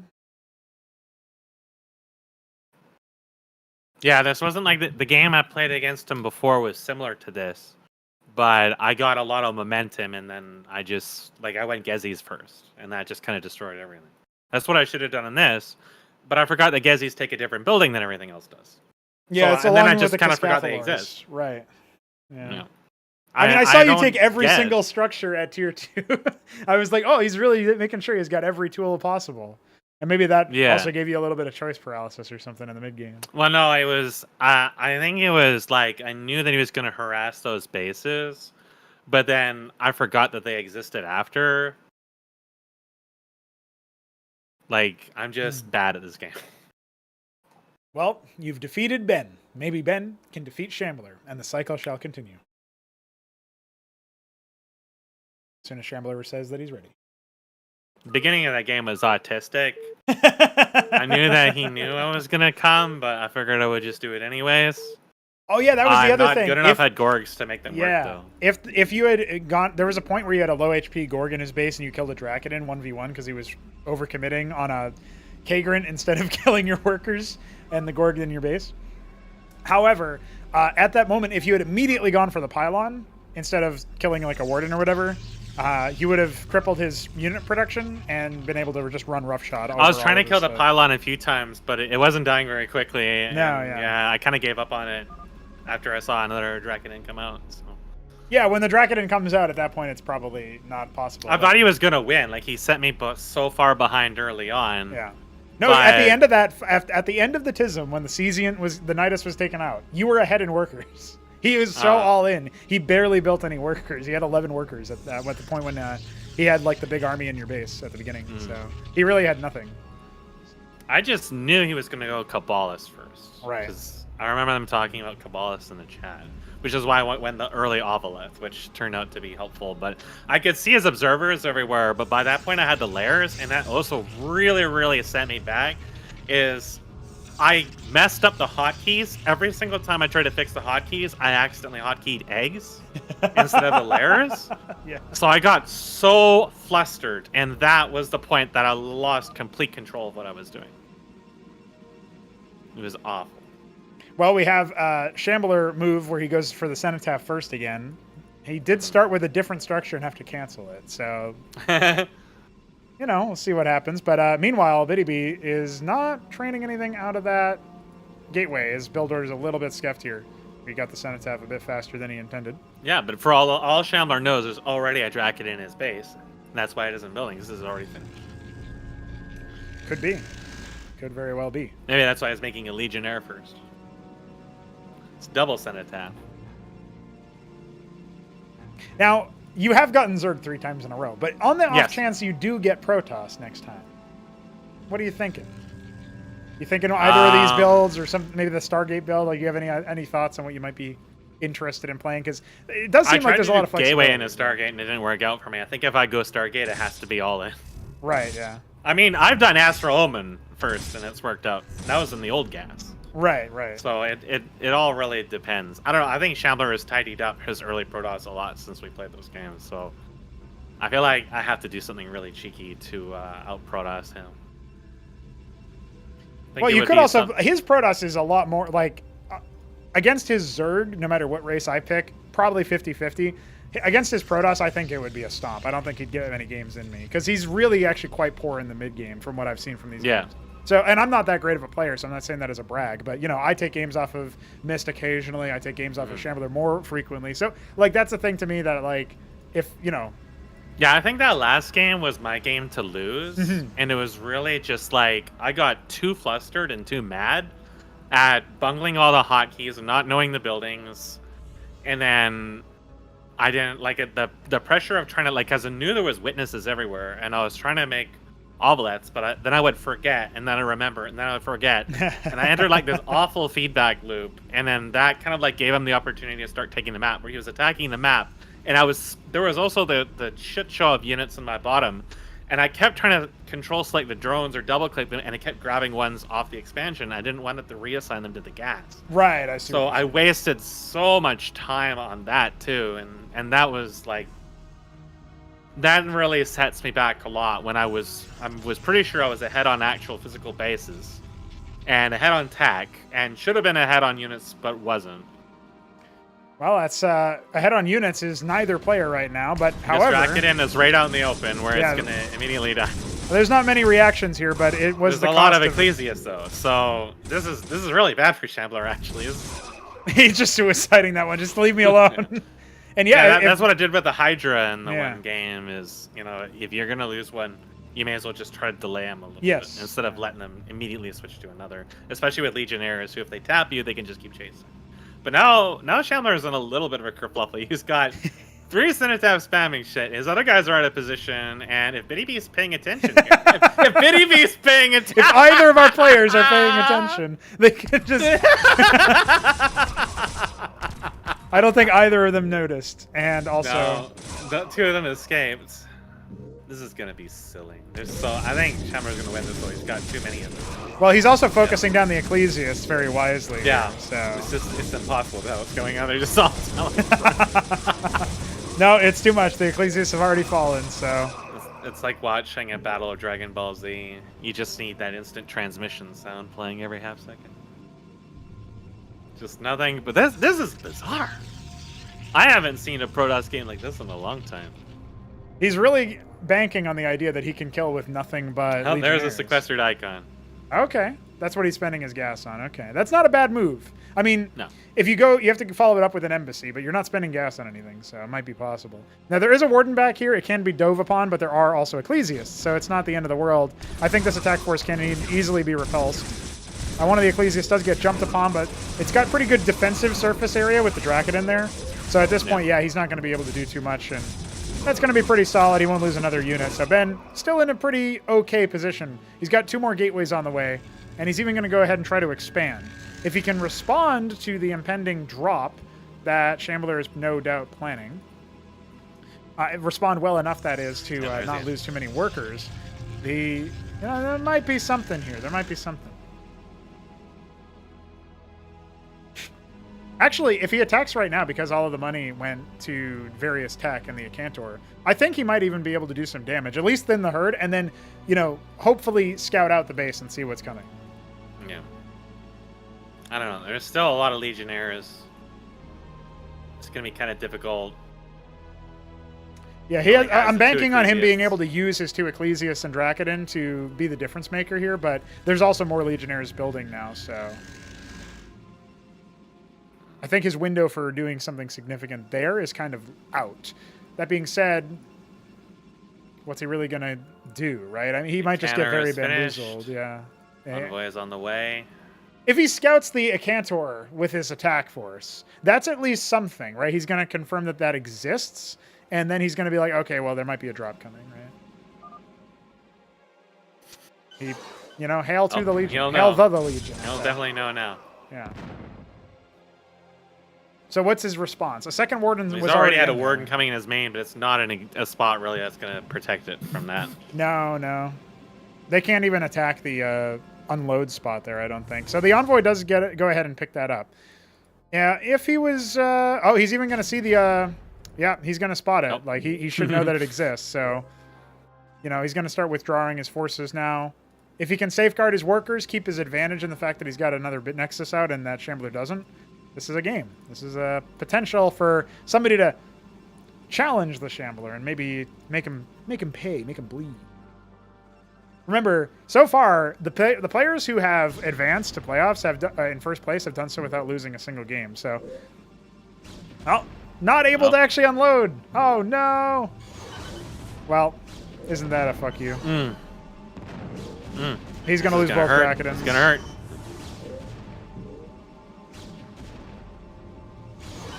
It's not quite in range of that Warden. Oh, it's a disaster. He does have a Legionnaire there, but he's not really moving. It's spinning. Oh, no. Dodgeball. You got to do dodgeball. One at a time. Yep. There you go. Or both at the same time. Easy. Got him. Easy clap. Yo, what's up? Okay, he's back to mining. He didn't lose too many workers. He's idling some workers there. He's got a military units. He's got a lot of military units back at his front as well, which maybe Shambler is going to be surprised by when he tries to attack in here. But he can also use the Acantor, so that's another thing that he can do. He's going to try to accept this attack wave. Does have some Zealots, which we're going to have a lot more beef than the Legionnaires can afford, really. But that Acantor is there, and that's probably going to be the end of any would-be... units there. There's a lot of random units just strewn about the base of BDB.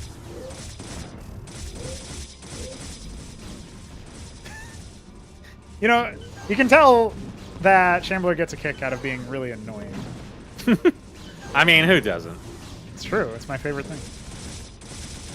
I mean, the things I did to Shambler whenever I did get an advantage on him, let's just say he learns from the best.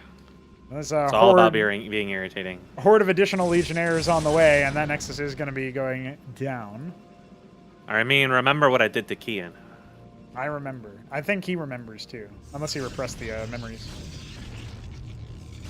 Really, he could just have gone for like a Hierophant to tag the Envoy and then killed it a long time ago. Now, the Zealots are going to go ahead and accept that initial shot. That's not too bad. But again...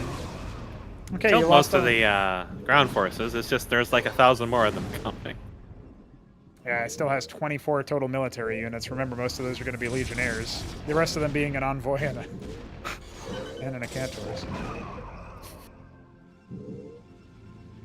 He still has those 3 melee units in his mineral line that he could be using on the front here. I think he's misplaced them mentally. Yeah, I probably forgot they exist. I know that feeling. I forgot the Melis existed last game. I think I could have used them when the vassals were at the top. And I just noticed they were there, and I was like, oh yeah. I thought they had died before. So it was easy to lose. And you really can't run from the Legionnaires, like even trying to at that point. Well, it wasn't actually too bad because there wasn't a great amount of target fire. So in that case, he was actually losing a lot of them. And in this case, he's wisely pulling them back into the Wardens. Yep. So that's not too bad. Nicanor really isn't helping in this point. It's just kind of like shooting wherever. So It's mostly attacking the cenotaph. Yeah, it wasn't too successful there. What can you do? No more. No ranged units. Doesn't have somehow anything. only grazing one scribe at a time when there's so many of them. Hey, you can body block with the Zealot. That's actually not a bad idea. But at this point, Oh, God! the money shot. We got it. Now, if he has a tag on it, can he teleport over the ledge? Yes. Good luck. Will getting it there. survive through being unloaded and loaded?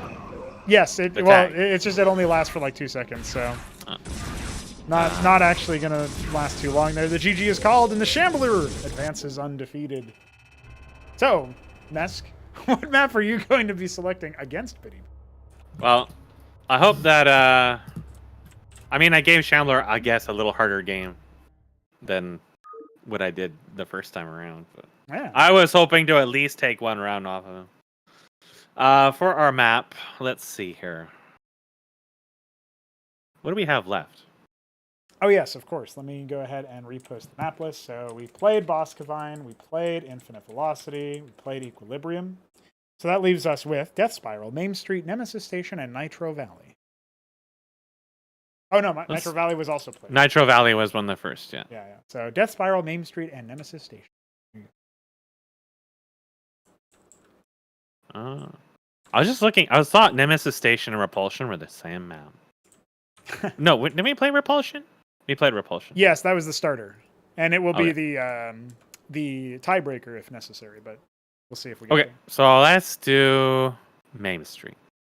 there. I gotta go to the bathroom first, so I'll be just a moment. You got it.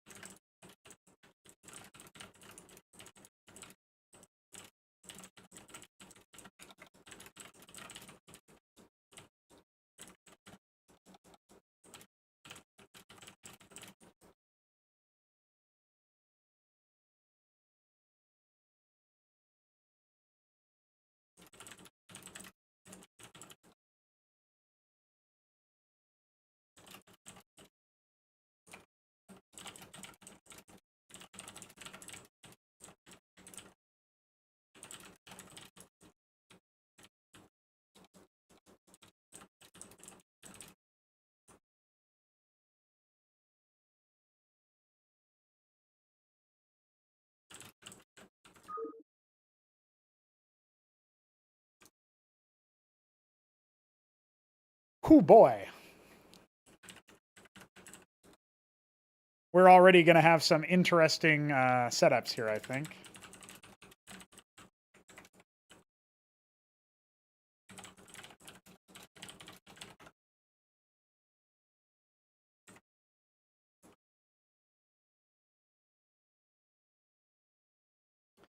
So we have Mystery, Meat,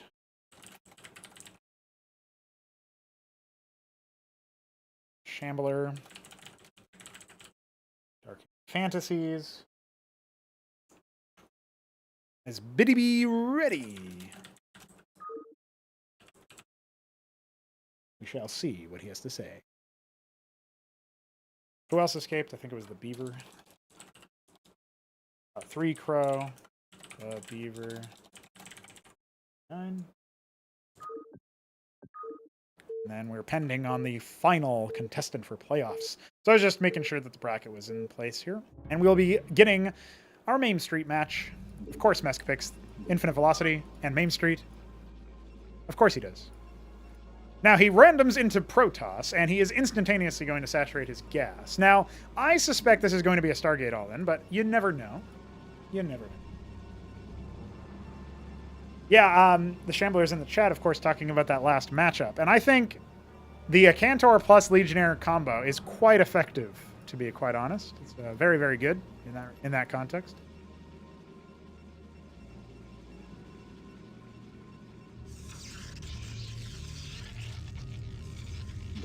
He built a gateway, and you punished him for going down the Drakadin path.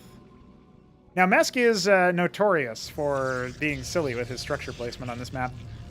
So I would not be surprised if he's going to go for, you know, some sort of structure over there after putting the pylon. He might just also be using that for a scout. He's not sent the worker back up to anticipate a... something. Anticipate a something. So, yeah, he's got no pylon in the main. And that's going to give Ben the sweats. He's nearly at that point where he can afford a Stargaze, 125 of each resource. And Ben is going to sass him. At home, Ben indeed has a gateway. And Mesk immediately finds the pylon. But again, there's nothing here just yet. There's not even a structure to respond to this. So Mesk should be pulling workers to deal with the fact that there's a warden in his base. He was planning on doing a Stargate, I think, but it's so terribly late, I'm not sure that he's going to be capable of doing it. He hasn't even put it down yet. He's so late to this. The warden is definitely going down. Now, a zealot has been rallied over. Well, it's not done yet, but it's been ordered. And finally, we have an Astral Omen. That's what he was waiting for. Okay, so this is a little bit more of an interesting game than we initially expected. What will Biddy B do now?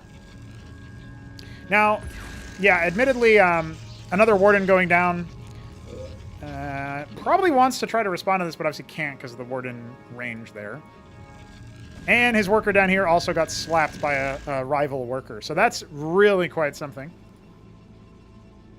It's not too terrible to lose a worker's efficiency. Another warden going down. What can he do about that? His Astral Omen is complete. Remember, there's only this pylon over here. So it's not the end of the world. Oh, he builds a warden of his own. I think the cannon rush is gonna make him feel quite bad here about this. His Nexus is within range. He has nothing training from his Astral Omen. I think this has gone horribly wrong. Zealot is even out. Can start tickling this pylon. Now the warden will be okay because there's a pylon behind it. But it does mean that if there's going to be another structure placed over here, it's not going to be pretty. Oh, look at that. The warden in the back even can attack the warden that Mesk is making, which means he's not even going to be able to survive. And that is it. Well, play stupid games, win stupid prizes. Play Maim Street, get memed.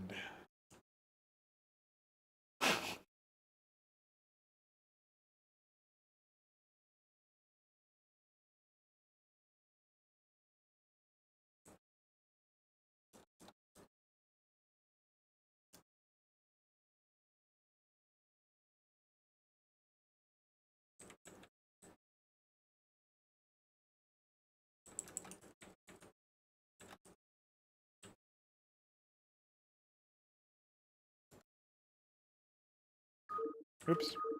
There you go.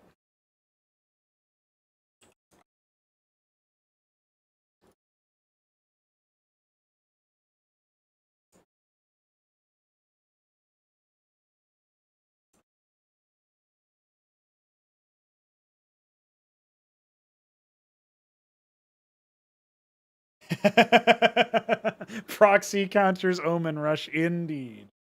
See if Shambler wants to join this game to spectate. Otherwise, I will be GLHFing and starting. You've got 3 seconds. 3, 2, you already said no. GLHF.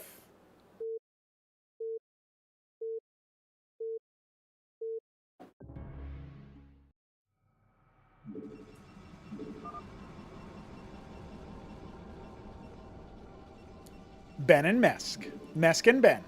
Death Spiral. Protoss versus Protoss. Well, he'll have another opportunity at being silly and sassy if he so desires. Doesn't want to necessarily toy with his food, though. Obviously, in the ZVP that he played, he did outclass Ben. That was the opening match on Repulsion. And it was very, very Mesk-sided. It was not a game that Ben had too much of a hope in after the early Gorgs. So Mesk should be considering this a bit of a more fair fight. It's not like the last group he was in where it had Mystery Meat and the Shambler. The two tournament favorites, and indeed the 2 grand finalists, and thus eventual champions. So, not something that you necessarily want to be going up against, right? So is he going to go for something a little bit more standard? I mean, he's queued a worker here. past his pylon being complete. So he's clearly not going to be going for a gateway first. At least that would be conventional wisdom, because he would have already been able to afford it had it not queued that worker. I'm not sure that Ben has seen this exactly. Oh, he has. He's going to instantly pull a bunch of workers. 4 is a little bit much. You can definitely do with 3, or even 2, for a matter of fact.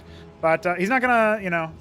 Oh, there's another pylon there as well. Okay. There's nothing back at home here. So the gateway will be the sole production structure of the whole game.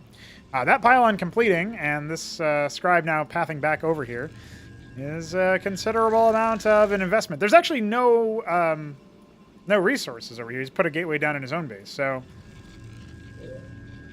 even escaping with a mineral in its tooth. Classic. And he will drop a warden. So do you fight the scribe? Do you fight the warden? These are questions you have to ask yourself. Warden does take, I think, 30, 35 seconds, something like that. It's pretty considerable, so it's not a small investment of time. And back over here, we have a scribe fight with Mesk winning. He's even going to go ahead and start tickling this one to death, if I'm not mistaken. And he pulls back perfectly in time, killing a worker guaranteed and killing the scout over here. So this warden is going to finish, but there is a zealot already out. So I think Ben will be okay.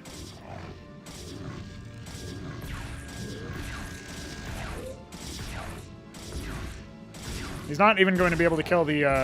oh, he is going to be able to kill the zealot. But because he didn't get the scribe, yeah, that was the end of that. So, you know what? He sassed him. He did get a zealot. He did stop a lot of mining time. He did kill a scribe. Second gateway on the way, and a Dracodon out already. So, first military unit was already used up in an attempt to defend from the warden. Next one will be a zealot. Will he bother to attack, or is he going to just clear these vision-gathering devices that Mesk has laid in his base? You know, when Mesk plays, you expect something silly, and it's fitting that he plays at the end of the night as well. So, you know, not too bad there. Not too shabby.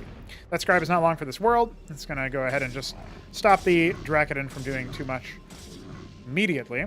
But there's only one more zealot in the production queue, and although there is a lattice, as well as another warden, this time owned by the correct player, you know, the mint wardens have been taken out. The snow wardens are here to stay. This pylon is going to go ahead and go down, and there will be another zealot out momentarily. So a little bit of micro can certainly help Mesk here. He's also going to start laying into this warden, see how much damage he can do to it before it starts regenerating its shields a little bit faster. And not really a whole lot of micro happening. Another zealot is out.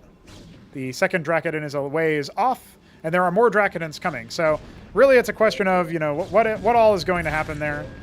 No hull damage dealt to the warden, so is going to just fall back and doesn't want to get caught. Falling back forever. Third Dracodon on the way. Second one has arrived. There can be a little bit more pressure put on here, but there's a Dracodon of BDB's own that has to be somewhat careful here as it's just blindly rallying over. Already starting to lose some hull there. So 69, a very nice amount of HP. And a second lattice happening with a Simulacrum already on the field. Another one in production.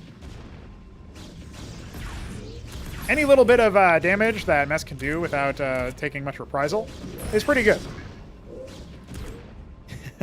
Well, he leaves him with a 6 HP Sim, so, you know. One last shot on the way out would have also killed that, because the shields wouldn't have had an opportunity to regenerate yet. Or maybe it would have lived with 1 HP because of the travel time of the projectile. It's hard to say. More defensive warden. It'll also clean up that pylon in the back that's providing vision. More Dracodons rallying over. He now has 4 with 2 more on the way, and 1 more back at home being trained. Looking to take an expansion in the back base. I did tell him earlier, if he was paying attention, he may remember this, that you take the back base for money, take the front base for tempo. Mesk wants to do a little bit of both, so. Just as his forces are going to... He could even use his own ramp against him, but he doesn't know it. Just as his forces are leaving here, Ben is about to get tickled by this Dracodon stack. The longer Mesk waits, the more likely it is that BDB just opts for a base trade and maybe sees if he can hold the fort with just a couple of wardens. There we go. Mesk is deciding to poke in. He can outrange the gateway. He's actually going to catch this Dracodon as it spawns, so that's not bad at all.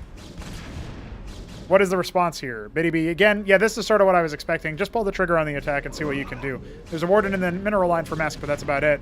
Meanwhile, workers are indeed being tickled to death. Not really a whole lot being made over here. First Dracodon is already dead. It's a trade, and he's even going to start backing up towards that warden. If he could have kept the other Dracodon alive, that would have been very nice.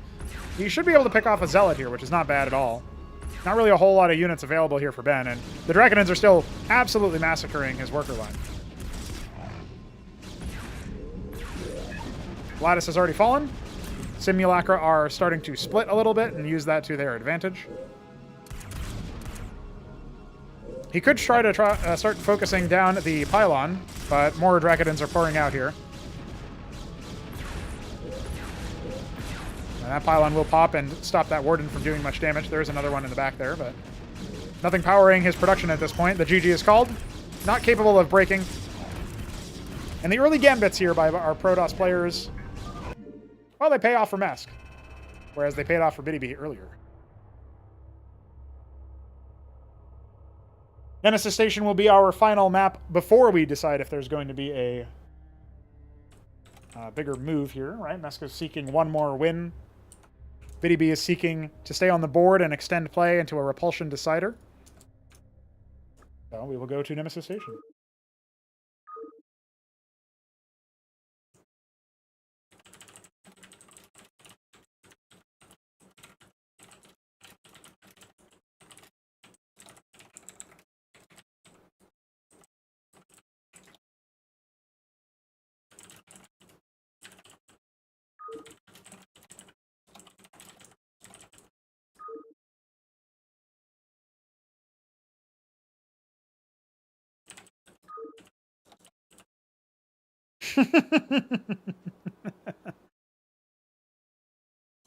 All right, Nemesis Station. This is right here. Potentially the last map of our group. The last map of the group stage of our tournament, in fact. And Mesk is Protoss. I'm not sure what he was saying damn for, but maybe he split like grandma, indeed. Start harvesting gas here on the BDB side. Also, we have Forest Green against Asparagus. 2 green colors. That actually happened for Mesk against or no, it was Shambler. Nice tile. Against, what was it? BDB. That's why I was selecting his units. I was trying to figure out his name. So, yeah. Pretty cool stuff. This map is by Balethal, by the way. Happy to include another map maker in the tournament setting. I feel like the maps in general are, you know, working out okay. A lot of the games are ending quickly, but I think that's also just because there's a little bit of a scattershot approach to how the games are working, with it just being essentially a series of best of ones. And occasionally you will play against the same player, but it only turns into a series after one player is already... assuming one player does go through undefeated or without too much hullabaloo, then you'll get into a more prolonged series like this, where it's Mesk against BDB. This is their 3rd game in a row against each other, and our 4th total across the whole group. Feels a little bit more like, you know, a best of 3 in that sense. BDB wants to make this more of a best of 5, where they go 2-2 against each other. And we'll have to survive Mesk on a map that's a little bit more standard and certainly a lot more defensible. With this gateway here, it won't fully wall off the scribe position. Will it? He'll even win the scribe fight as well. So this is pretty nice. I thought maybe you could move through this left side, but apparently not.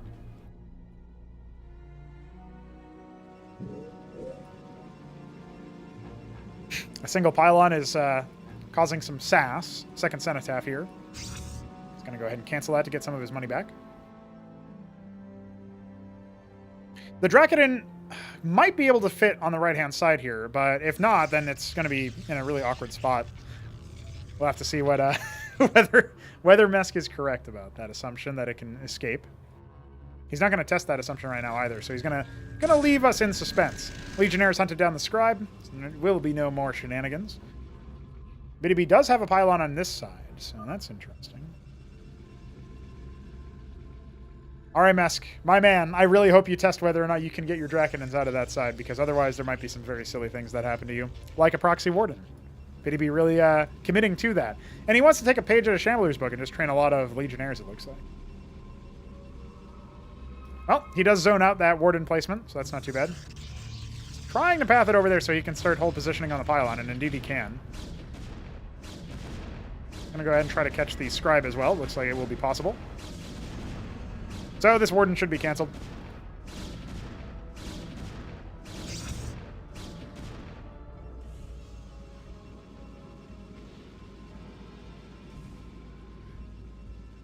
Legionnaires into Hierophants. A pylon in the main now for Mesk. Does he just want to quickly expand, or is he going to go ahead and make it seem like that's what he's doing? Oh, Mesk, please tell me you can get the Draken back in. Or you can take the other Drakenons out. Please. I'm on the edge of my seat here. I need to know. I'm not even in a seat, and I'm on the edge of my seat. No, he's not going to tell me. Go down! Down. Nope. Can't use the Force on the Draken. Sorry, guys. Stargate. Okay, that's interesting. Well. Oh, that finished. Thank goodness. Okay. Functional map. Not AIDS. Perfect. Love to see that. I was a little nervous for that, I'm not going to lie. Well, with the Stargate out, Mesk is indeed going to go for a prostration stage in the main. Now that's a little ballsy. So no expansion for him. He's behind in workers. Ben is usually not known for being ahead in workers, but he's actually capable of it this time around. Panoptis on the way. That's going to pop a lot sooner than the prostration stages, but there is a Warden being made over there. A single Panoptis will not be sufficient to deal with that.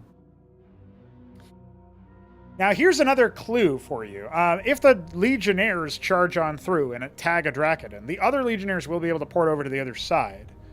And that could cause some mishappiness. But the Hierophants, on the other hand, yeah, they can move through there. I don't know if they're going to be enough, though. Getting an Ecclesiast. Prostration stage is nearly complete. Panoptis has completed on the other side of the map, of course, but is not rallied over. Considering what to do about that. Okay, now he's on the way. Let's see what he can accomplish here on an attack vector. Will be a Pariah. Very fast Pariah. Now, I don't know if Pariahs can fit through that. I know Atriuses are bigger than Draconans. They probably would have a hard time fitting through that. But, I don't know. There might be a little bit more give than I'm giving it credit for, actually. So, Mesk is going to go ahead and see if he can scout around to the right-hand side of the map. But unfortunately for him, his Scribe is fat. And his Draconans are also fat. When will he notice? His Pariah is complete.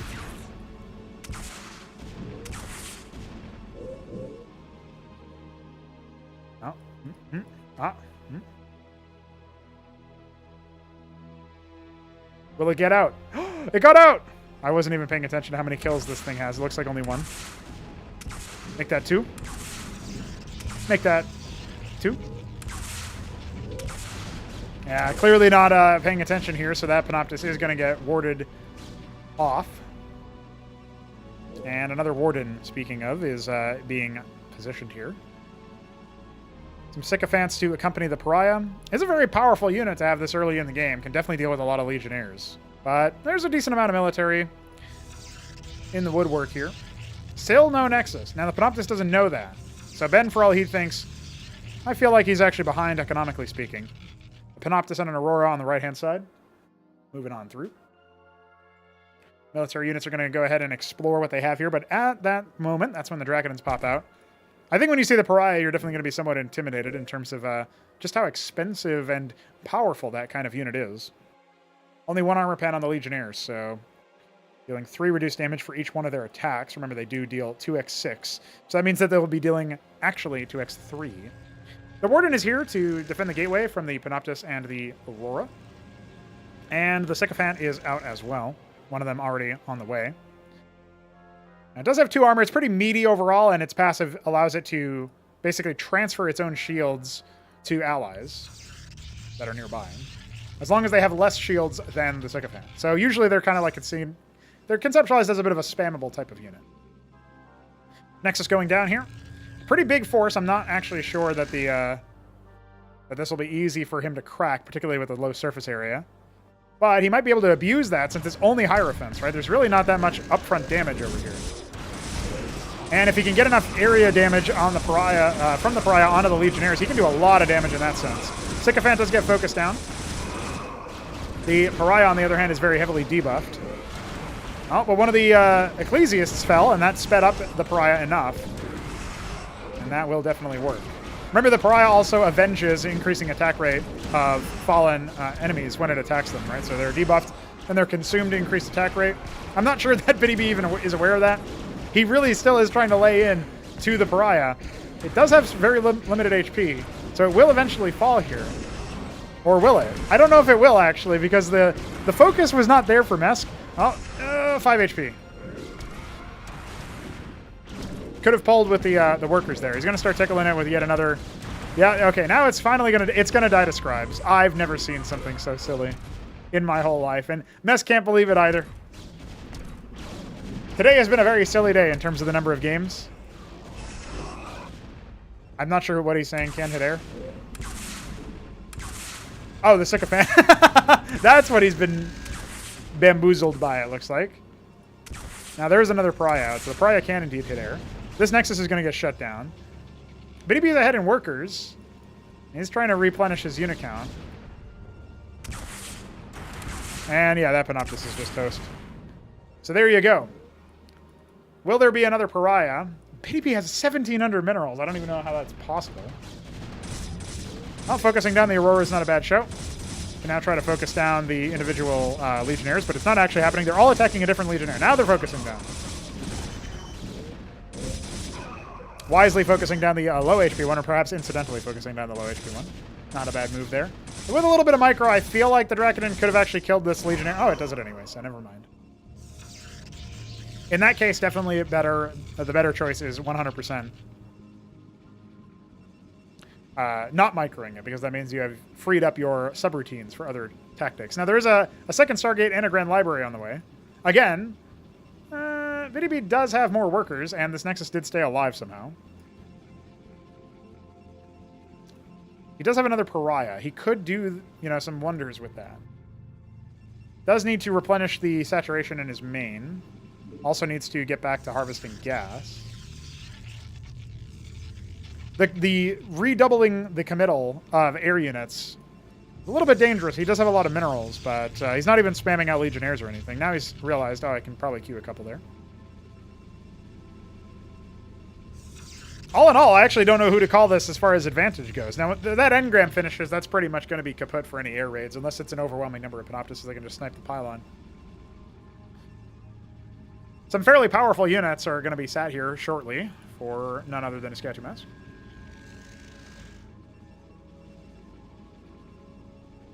More Panoptis is on the way, and Atreus as well. Wardens. If he has 2 Pariahs, he busts this very easily, actually. But right now he only has 1, and there is just Sycophants on the way, so finding himself a little bit on the poor side as he tries to maybe secure ground for a 3rd base. At the very least, he should be able to drop a pylon and maybe watch for any sort of air movements. Pariah plus Hierophant is actually really adept at catching air units and doing a lot of punishing damage.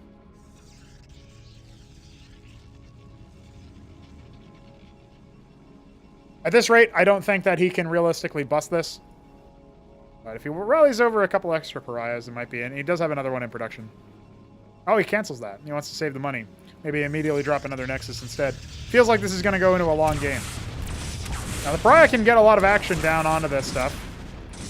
But instead, he's just going to go ahead and take the fact that he traded a Sycophant for a Legionnaire, which is definitely not cost efficient. But he got himself a little bit, out of hell's way there, out of harm's way. An engram going up for BDB as well. Upfront damage is not going to be too shabby against the Pariah. Obviously, doesn't get reduced by armor nearly as much since it's so much of the damage. Just immediately on-hit burst or whatever. Mesk is still behind by 5 workers, and most notably his main is not being saturated. His ridge is not being harvested in the main. But he does have 500 gas, so that's not really his major focus per se. Could cap a geyser, believe it or not. And he is going up to a 3rd base. So it also has some forces on the other side of the map, and that's not something that's true about BDB. Looks like he's even going to go ahead and try to take this base in the top left, which is kind of the natural spot that you would want to take a 3rd if you're BDB. That's kind of neat. Even if he just puts a pylon there and maybe a warden. It's a modicum of an investment, right? 200 minerals total. But it does tie up any haphazard attempts to expand. Secretly, behind closed doors, Mr. Ben Taberski is amassing an army of Panoptises. Does he have what it takes to overcome the forces of chaos? An engram down here as well is really, really quite adept, quite something. And with the third base being put down and maybe another one hidden in the top left, coming on the line for Mesk shortly. There's no defenses over here that can really handle that stack of units. So there's a pariah back at home. So that's something. But unfortunately, just as this base is getting set up as far as harvesting is concerned, it is going to be taken out. Now, one of those Panoptises was taken out quite down low, but I'm not sure that that'll be super effective or consequential. Another Nexus in the top left. The Pariah can and will get focused down here if he's not careful. Yeah, he has the Ecclesiasts, but the terrain is not in its advantage. He needs to turn here so that he can proc the shield regen. There was a decent amount of damage dealt to this, but unfortunately for him, he was... I don't know if he had enough. I don't know if he had the guts. Yeah, at this point, I think, unfortunately for Ben, he's just getting slapped. His birds are getting shellacked along the way. A lot of the damage actually does end up being consequential from that Pariah, so that's not too bad at all. Meanwhile, the Nexus even stays alive, so he can start to slowly resaturate in terms of the worker count. And his base up here in the top left has also not gone noticed just yet. I'm not actually sure where the scribe went. I might have walked over here to scout and then died. Oh, no, it's down here. So they went the very circuitous route of flying all over the map just to see what's going on. An embassy was made, and I wouldn't be surprised if we eventually see an envoy to elevate her up this force to here. But right now, there's a lot of Panoptises there, so I'm not sure that that would be stellarly successful. An engram being put down over here. If you have 2 or 3 engrams in this base, it pretty much makes it impenetrable.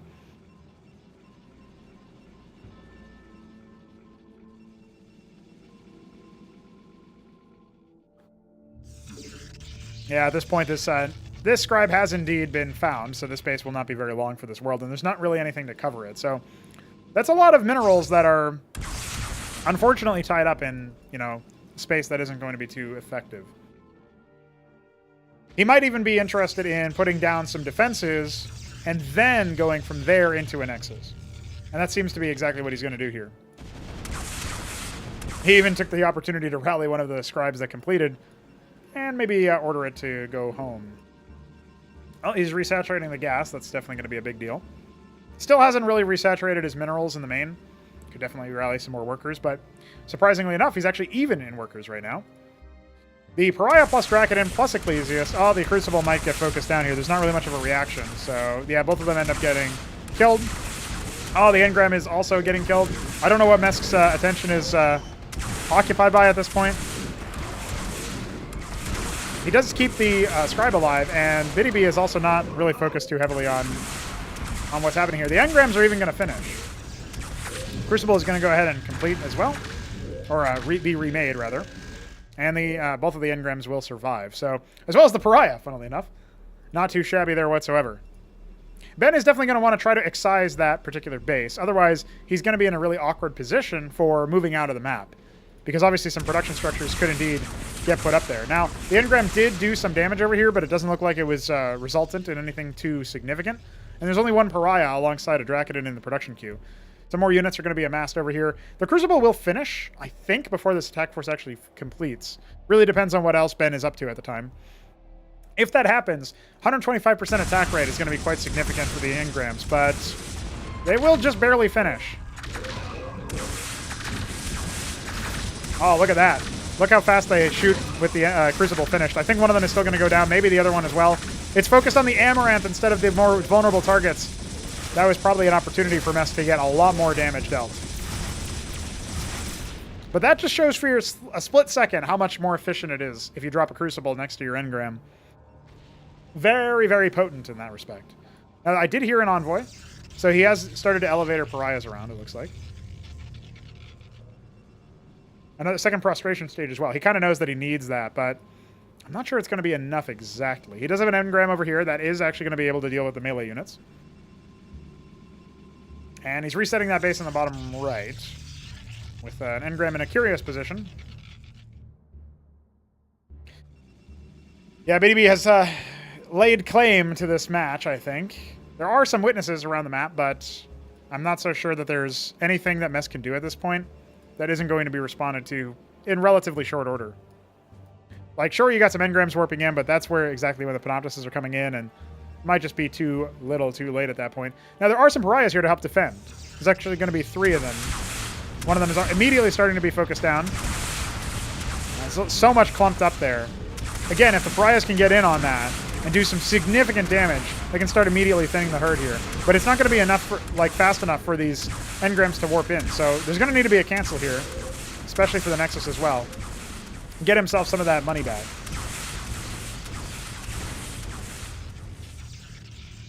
Now, with the second prostration stage, he can pump out those. He can obviously pump out those pariahs a little bit faster. Some pretty good splash damage there from both the engram and the pariahs. Good for target fire as well. It'll even get another shot off. I want to say that every single engram shot there killed at least one Panoptis. That just shows you how much damage actually was being dealt by the pariahs.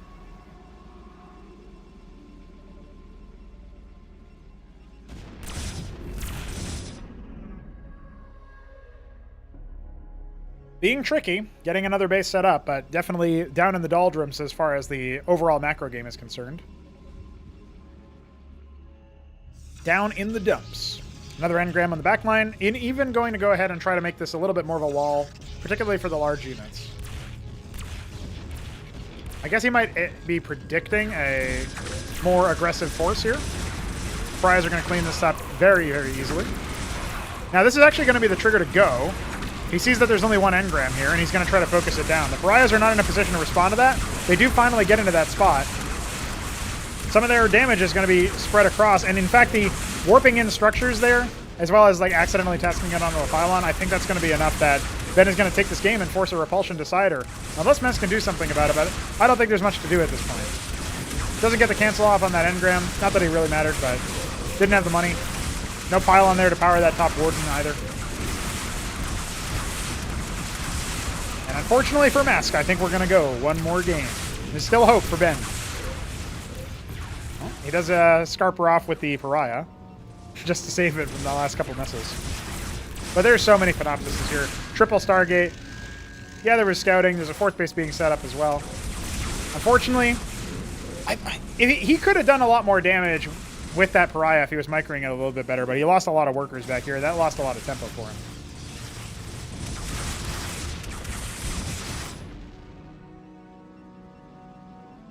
He really wants to avoid having to play yet another match, so he's going to try to hold the ramp with just a couple of pariahs.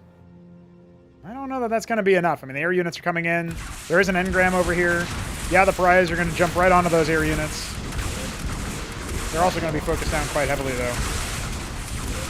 So many Panoptises. The low HP pariah does end up getting scarpered off here. Absolutely slapped. Not great overall damage focus from Ben, but he doesn't need to be cost efficient here. His Amaranths and similar units occupied the pariahs before they could really jump onto the Panoptises. And there's nothing else coming out of these prostration stages. Unfortunately for Mesk, I think it's pretty clear that this one is just about over.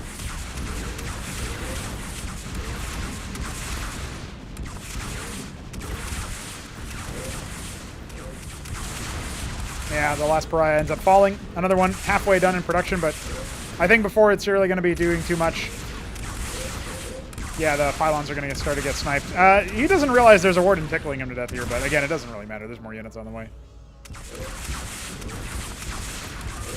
The GG is called.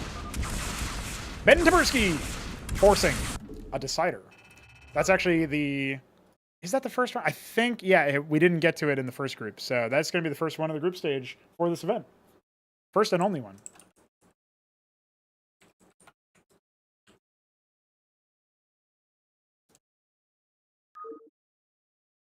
So we go to a standard macro map for our decider. Fairly neutral one. You can do some cheeky rushes with it, but you can also play a little bit more standard.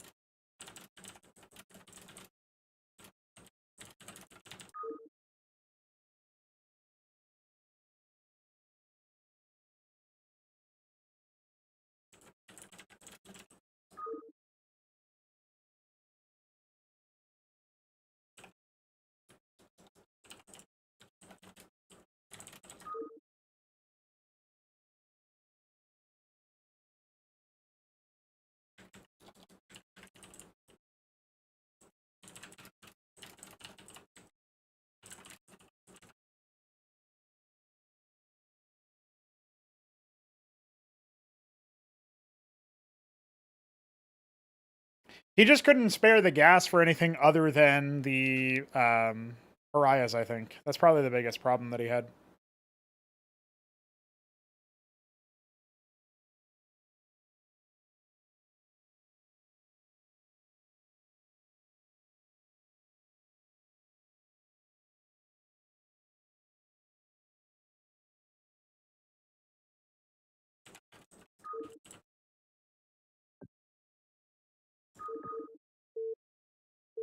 All right. What will he get? Will he have a sole Terran representation, or will he once again be Terran or Zerg? No, it is Zerg. No Protoss, no Terran. The one time he would have been Terran was actually the first game of Ben screwed up his config, so you can blame that if you wanted to see Mesk on Terran. Instead, he'll be Z. A rematch of the first one, actually, quite fittingly. So, have to see how that one goes.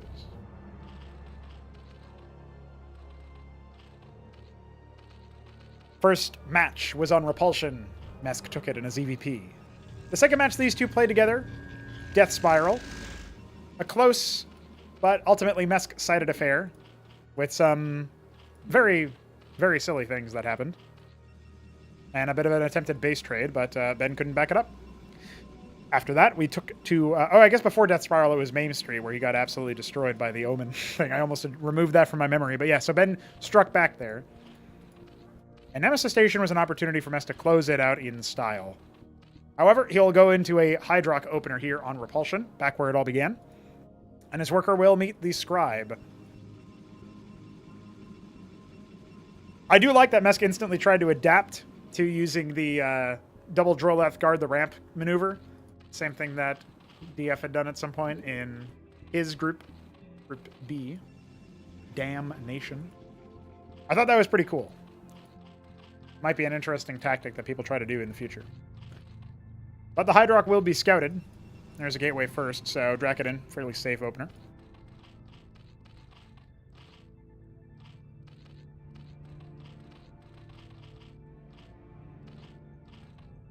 Yes, that's right. There was some requests for ZVP. Well, we got it at the beginning. And in fact, we got it in the first 2 games anyway. Or did he get Zerg 3 times in a row? I think he did, so...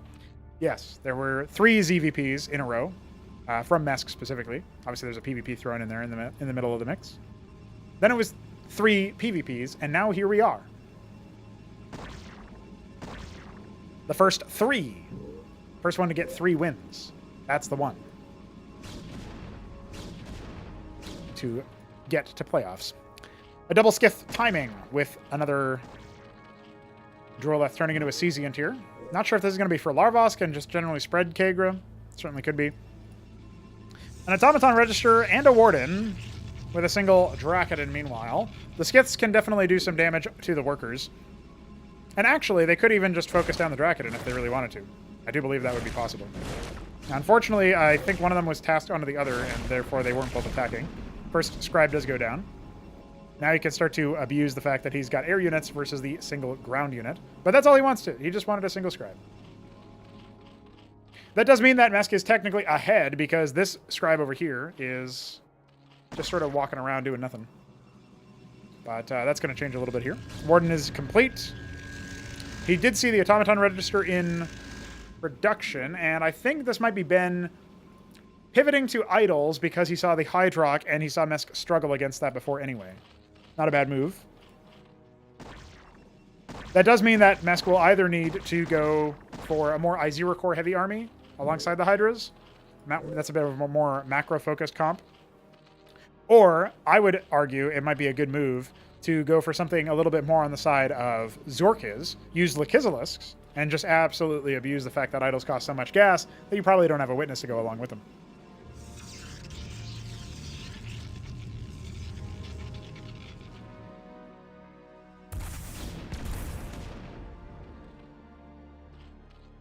This is pretty good info from Ben anyway, is keeping a scout in that area. And there's a lot of idle workers here. I think maybe Mesk is... Mesk says that he likes to go long with his games, but I actually think that he might be a little bit overly distracted or in a bit of a kerfluffle in general. He's got idle worker behind the gas, idle worker behind the main he just corrected, idle worker down there, and an idle worker from his Larvosk. So he's starting to correct that. He still hasn't seen the one to the behind the gas that Really, I have no idea what its purpose was. And he's got a bunch of workers, so he's drawing up quite nicely, but he's still only on one base. Now, we do have 2 Ecclesias, 2 Draconids, a single idol. The Skiths might arrive at an opportune time to scout that there are indeed idols, but they're not going to see this army move out. That being said, more Hydras on the way. I think Mesk can hold this attack. I don't think it's going to be too terrible. He's going to even focus in on a single worker, and unfortunately, he's not able to close the gap there. You can, if you're curious, because worker returns are so fast now, one of the things that you can try to do is wait for them to arrive at the mineral field, and then as they're basically closing the distance and decelerating, so to speak, even though they don't do that anymore, as they start to stop moving, as they start to mine, that's when you go in for the swing. You should be able to still be able to do enough damage then to kill the worker, but that one was already mid-mining when the first projectile started to hit it. Iziracor is going to go ahead and charge forth. I think he loses at least 1 Ecclesiast here. The speed boost should allow him to get out without any other damage dealt. But that's 75 minerals, 50 gas down the drain. Now the Skiths will confirm that there is a Nexus over here. At the same time as this is happening, the Scribe is even going to go ahead and start getting owned. Oh, never mind. Under attack. You're under attack, Mesk. Charging on forward, allowing his Skiths to die for his sins. Does claim the life of a Dracodon in exchange for what appears to have been a Hydralisk.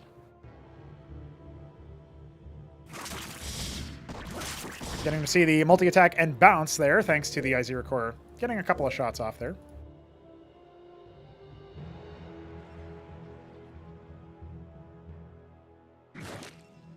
Hey, the Skiths are even in here to tickle and harass. Pretty big amount of Hydras here. If BW is not careful, he will fall over here. The Wardens are nowhere near done, so really depends on what Mesk wants to do. No, he's not fancying his chances. Wants to take a little bit more of a conservative approach. Even though I think at this point he would be okay. I mean, he doesn't have anything at the natural, and he was producing all workers, so maybe that's why. Doesn't want to lose all of his units. Not that I think that would even have the potential to occur. Now, both of our players, a little bit on the older side. Maybe not so used to staying up this late, although Mesk, I know his sleep schedule is just fucked in general. But Ben, he's a family man. He's up and at him at the early hours. So it's 11:20. Ben time and my time.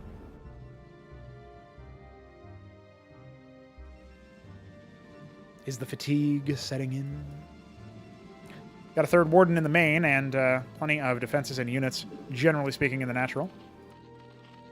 A second Kagrant turning into a Larvosk. Very nice. Gonna have plenty of larva production as he takes a third base.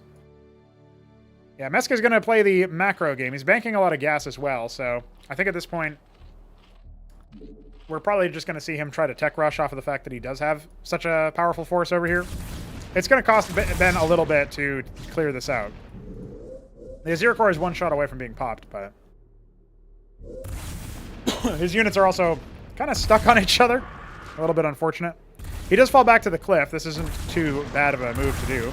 However, he's also clumped up, and that's the strength of idols. Iziracor comes back around to do some swatting. Not really a whole lot accomplished there. And now the Iziracors do indeed have to fall back. He was hoping to conserve some of his gas there so that he could tech up, but he doesn't want to allow that sort of greed to cost him. If he had kept most of his units alive, he probably would have felt a little bit more secure. And obviously, he can also drop some static defense over here. He should have enough Iziracors that this attack force is not going to be the end of him. More idols on the way, or at least an additional idol. One of them is very low. I think the Ecclesias was also damaged and bruised. There's a second one on the way. Not really a whole lot of melee, so the Ecclesias aren't going to be doing too much. And yeah, at this point, I think Mesk is somewhat familiar with this position. Ben is obviously better off economically speaking, but he's also floating a lot of money, so a lot of that is not going to be on the field. Now, the circuits are not going to pop before then, but it's still going to be an opportunity for Mesk to use the advantage, right? So he's now forcing a bit of a withdrawal. Groleth is even in here for moral support. Dracodon has fallen. 2 idols have fallen. The kite back is not going to be quite so effective, and the Iziracors are even going to go ahead and prove to be quite effective there. Now, there are 2 more idols down here. This does mean that there needs to be a little bit of a maneuvering. And yeah, you can see a little bit of botched control there, leading to 2 more Hydras dying. But you trade them evenly. Sequestered icon in the natural and more automaton registers, a single extra star gateway and a single extra automaton register.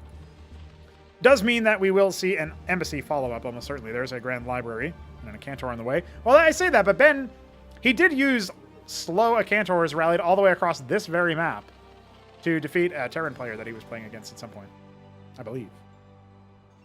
Might have been Beaver, actually. If memory serves, that's exactly what happened. Now, the SimCity for his base is not stellar, but the Acantor will definitely allow him to hold, and it might even put Mesk in a bit of a more defensive position here. He's rallying some workers around, trying to see what he can do. And he's just about ready to tech up. That's exactly what he's going to do now that he's got 900 gas. Surely, at some point. That's pretty wise, actually, scouting out not only this base, but are there any anti-air defenses there? Indeed there are. Mesk still has not teched up, so he definitely needs to do that. There it is. Will he go for an in-hatch in base? I'm not sure. I'm not sure that he saw the embassy there, because, again, it only reveals, like, the warden that's attacking you. The Acantor is done, but not in a position to do too many things here. This might bait Mesk further in than he actually wants to go. Golems are popping. And there's the Acantor. Firing off its first shot. Praise be to Ikeware. First warden will go down. It looks like some of those shots were destined for some scribes there. He does have to be careful to bait out the shots. At this point, at the very least, he has his IRL out. So, it's halfway done. And he is aware that with the embassy, or with the Acantor, an embassy is likely along the way as well. Now, double Acantor, there were some, losses taken on both sides. A little bit more cost efficient for Ben, but the units were on his side of the map, so if these Bactylisks or Hydralisks stay alive, the tier 2 finishing now does mean that he can easily turn those into Bactylisks. And suddenly, the mobility of the Hydra got them across the map. The low mobility of the Bactylisks doesn't matter as much. Another base being attempted to take, although a lot of workers are rallied over here when they could be rallied over here to actually immediately start mining. Mesk doesn't mind going up to 4 bases versus his opponent. And I wouldn't be surprised if he starts to mutate additional defenses. He has a Scorchwrath over here to protect his minerals. That's a pretty good move. Couple of general defenses. Not a bad shout. What does he want to do? Double Acantor in the Envoy.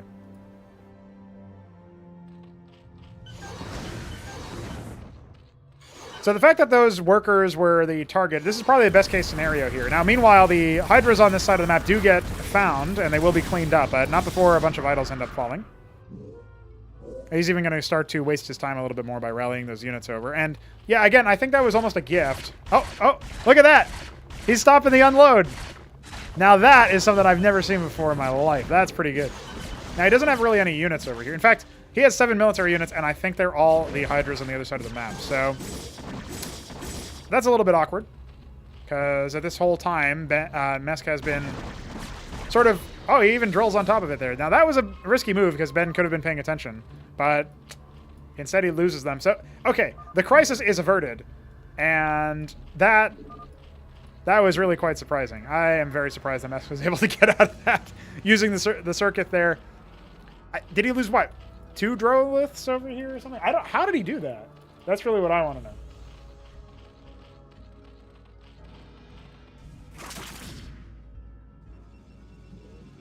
Too bad I missed that one. I was just assuming that there was just going to be a rampage, and I was looking around to see what else was going on. Now, he is getting his Gorgol, does have him a Travel.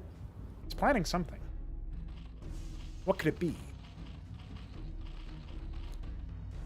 I don't know that he would really want to go Vilgoricores against this, but he still doesn't really have that many combat units. Just a couple of Iziricores scattered around the map, a third being taken, and more units rallying down from Ben, so will be accepted by the Iziricores in the natural, but there's no defenses actually fully up here, so if they path towards the third, which they are doing, it's going to force Mesk into a bit of an awkward position. He's getting an Iskag. The circuits are mutating, but it's going to be a while for them to do that. They were idle for quite a while. Iziricores are going to respond to this. Hydras as well behind them. And this is a melee-focused army, so this is actually not going to result in too many deaths, believe it or not. Circuits are even going to go ahead and finish, and it's going to tie these forces up. Iziricores are going to start whittling down the shields. They will get a Circus, I think, but that's pretty much about it. And obviously, they're not going to finish the Kagrin off either. And there you go. A little bit of a fat fingering there where he borrows his units, but that's okay. Convalisk's on the way. Presumably he's going to move into from there. Maybe something a little bit more like the Almaxilisks or the Kagralisks. I think a horde of Almaxilisks would definitely throw Mr. Bitty through the loop here, through the ringer. He's getting more idols. Those are very gas intensive, remember. And has not replenished his stocks of Acantors, so his envoy is currently not being used for anything. Has a witness on top left, but I think he might have forgotten about it. And he's only now starting to set up workers on this base. This is actually really significant. I thought maybe this whole time this was mining, but no, he's been down effectively 2 bases of mining this entire time. Now, there's nobody harvesting gas from the 4th here, which is quite not the case for the other bases, and another base is even being taken a 5th, in fact, from Mesk. He's counting up. Bactylisks, Convalisks pathing over here alongside some Izira cores. And it's not really a very impressive set of Defenders units here. There's an Ancestral Archives making an Archon. That's not going to be half bad. A Matroleth even. Vilgoricor. Don't mind the Ultra Core animation. I really don't want to have to hand animate this sprite. It looks so terrible, but I probably shouldn't do it anyway.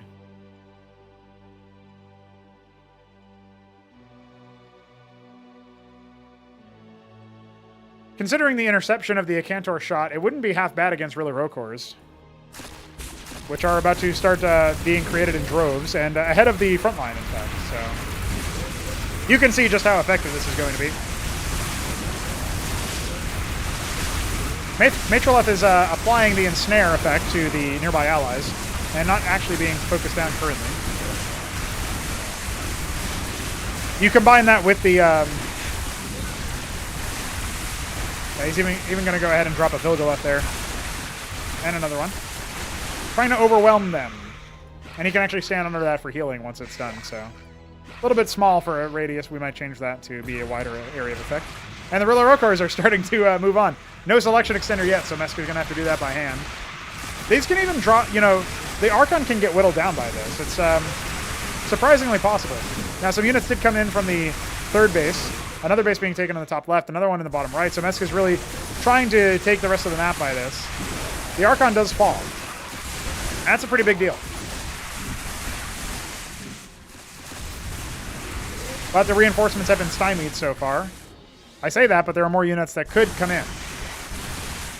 And I think at this point, with the Rilla Rokors and Bactylisks loose in the mineral line, Zerg OP and Bitty B says GG. He had another Archon, but yeah, I don't know if he would have been able to do too much against that. Probably needed Atriuses, maybe more idols. That's going to do it. Ladies and gentlemen, we indeed have Mesk in the playoffs.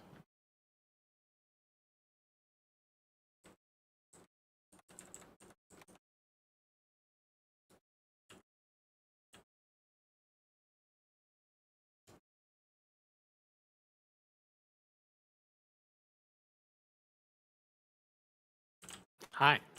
Welcome to the playoffs, Mesk. Do you play to get off? Is that what it's all about? Is that what the cool kids do? You play to get to the grand final. Can you believe that? You could do that. But this one is actually... the playoff bracket is a little bit different. It's a little bit different. So, yeah. How do you feel about your qualification? How did you feel about that match? I felt those were very, very shaky wins that I got. Okay. They were not very convincing to me. Well, there was the PvP on Death Spiral was a little bit more convincing because there was pretty much no way he could have done a base trade at that point, right? So you had the Master Akadans in his base, and he had some Sims and various gateway units in your base, and there's pretty much no way that he actually was going to be able to come back from that. So that one was fairly straightforward. I do think that the first match that you had as well was very you-centric. I don't think that Ben was going to be able to come back from that, but you maybe... waited a little bit, you were very conservative with your approach to trying to complete the match. And that last one was a lot more closer, and obviously the ones that you lost were maybe a little bit to some goofy moments here and there. Mm-hmm. But I would have liked to have taken a match off of Shambler, at least one. because we had the three. I was able to take a match off of him when I was really tired, so I figured, well, I should be able to take a match off of him while I'm playing more awake. But in that match, I really got too distracted, wasn't paying attention, and definitely wasn't playing as good as I could have been. BDB was way harder of an opponent than I figured he would be. Right. I didn't think he was going to commit to Mass Panoptis. And I also had forgotten that the last time I tried to use Pariahs against Shambler did not work for the same reason they didn't work in this match, which is after the balance 3 changes, they were not nearly as strong as they were. Before, they had a higher attack rate, and they could duel some stacks of air units.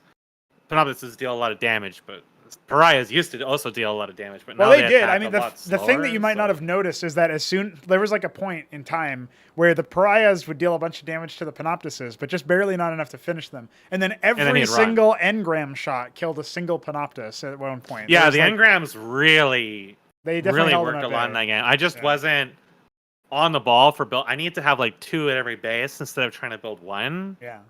If I had held the Crucible, I think that game would have been good. Yeah. But he had already moved his ground army there, and when I saw the ground army, I was like, yeah, I'm probably not going to be able to hold this off. Well, the thing about that is, one thing that really did hurt you there is that the surviving engram that was still being enchanted by the Crucible was targeting an Amaranth that was shield stealing forever. Yeah, I was trying to focus them when I could, but I wasn't always on the ball for that. So yeah. Well, there you go. I mean, I am happy to see you proceed, despite the fact that means Ben is owned. That was probably the closest group we had. Even the games that you played against, that all players played against the Shambler. I feel like there were a couple of chances for the other player in pretty much all of those matches. I can't really remember if any of them being super one-sided. Maybe some of the shorter ones that were like sub 10 minutes or whatever.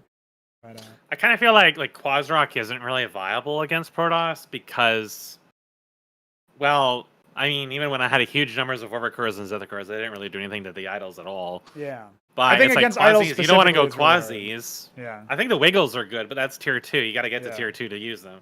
But the Quasis aren't really going to do too much, and Naths are really, really hard to make work because they're so stuttery. Like their melee attack is a lot worse than the Gorgs and shutting down randomly. But also, it's kind of all in, and the Protoss are just in a stronger state. So it kind of feels like you have to go kind of the builds that Shambler was using to try to establish a map control. But since Shambler knows all of those, he just plays against it, and the mass idols becomes pretty much impossible to deal with until tier 2. But as long as he puts up pressure, you can't ever get tier 2 because you keep having to spend gas.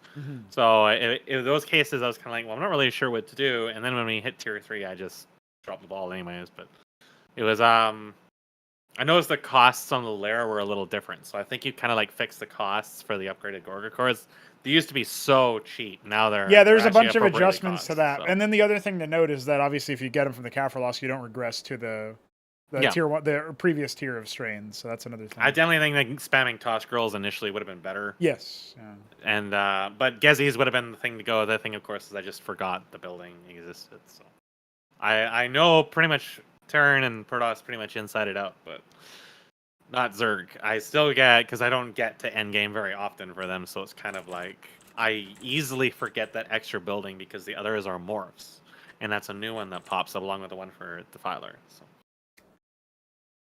Well, the playoffs bracket has been set. Our first semifinal will be the Beaver 99 against 3 Crow. Actually, these are quarterfinals, technically. Our first quarterfinal will be that. Our second quarterfinal will be Dark Fantasies against you, Mesk. And then going up into the semifinals, the winner of the Beaver and Crow, 3 Crow, will be going up against Mystery Meat. And the winner of DF and Mesk will be going up against the Shambler. And the winner of those matches, of course, will advance to the grand finals to take each other on. So that's pretty cool. There's actually a potential for, I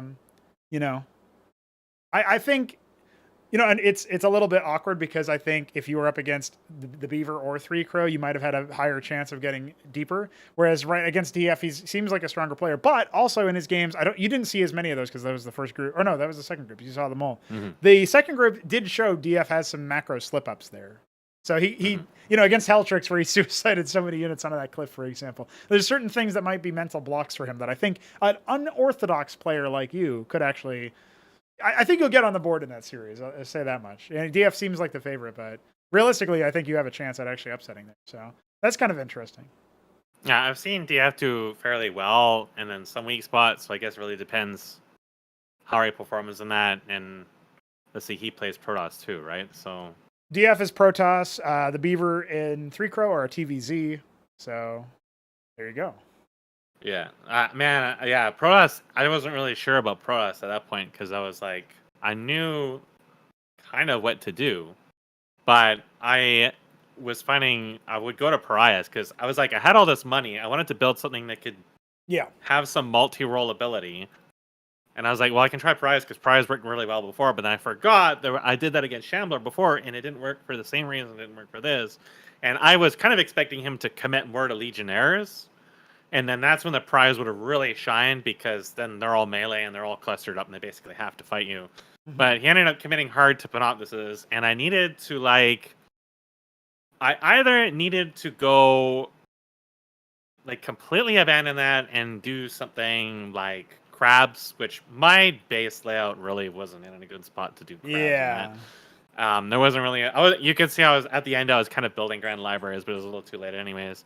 I was actually thinking that positrons might have been okay, and Yeah, the splash projectiles. Analogs might have been okay on top of it. Right. But there was a lot of gas, and since he was smart enough to keep shutting down that third, he knew that if I was able to hold on to that third, I was just going to eventually overrun him. So I think he did pretty well in that game. It was definitely a lot harder of a game than I really was expecting. I was able to get so many kills with the engrams, and I figured that would take the pressure off, but he was able to keep the pressure up. So at that point, I should have absolutely tech switched by that point, and I didn't, so he took advantage of it. Yeah. Possibilities. Well, I'm looking forward to the rest. I think this ended up being pretty epic, considering we did have 9 participants as opposed to the usual 6 that have been hitherto.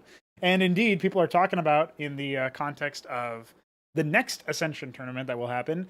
Almost certainly, there will be extended selection, as we already quashed, I think, all the bugs that were reported. That will help me a lot because I don't really use control groups that much. Oh, okay. It's not ingrained into me to use control groups that much. Only if really, like in Starcraft 2, I use control groups all the time for casters because they kept bunching up into everything. But in this, I don't really use it that much because I don't build too many casters. Usually, if I have Cantavises, I put them in specific spots.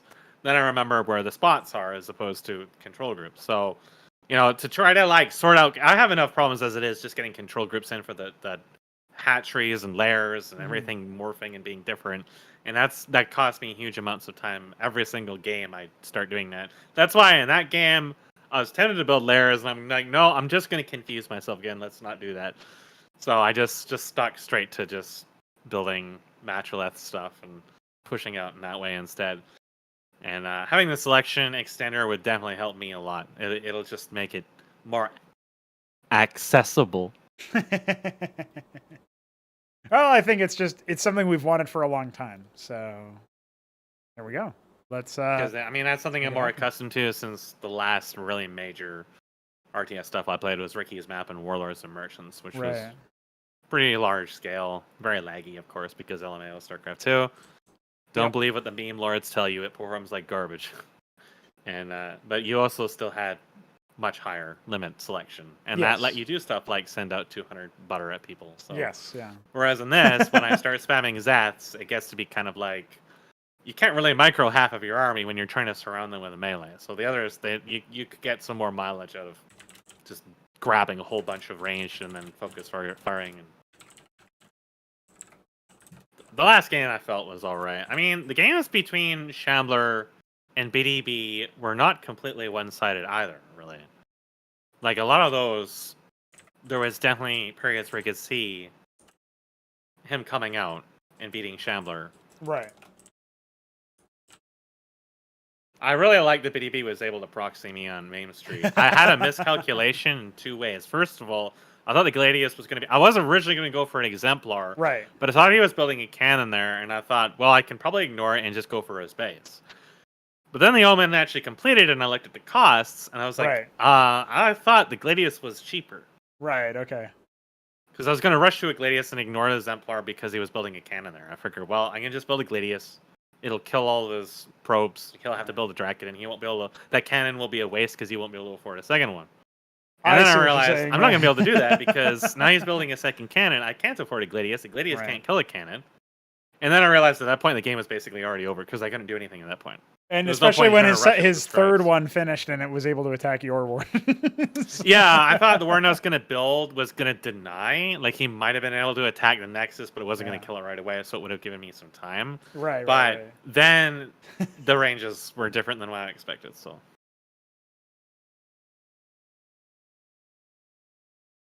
Oh, we have some interesting scheduling conflicts to resolve here. It looks like, so we'll have to see how that one. We'll have to see how that one works out. We'll see what happens. But Again, you know, I might have D&D game come up right, yeah.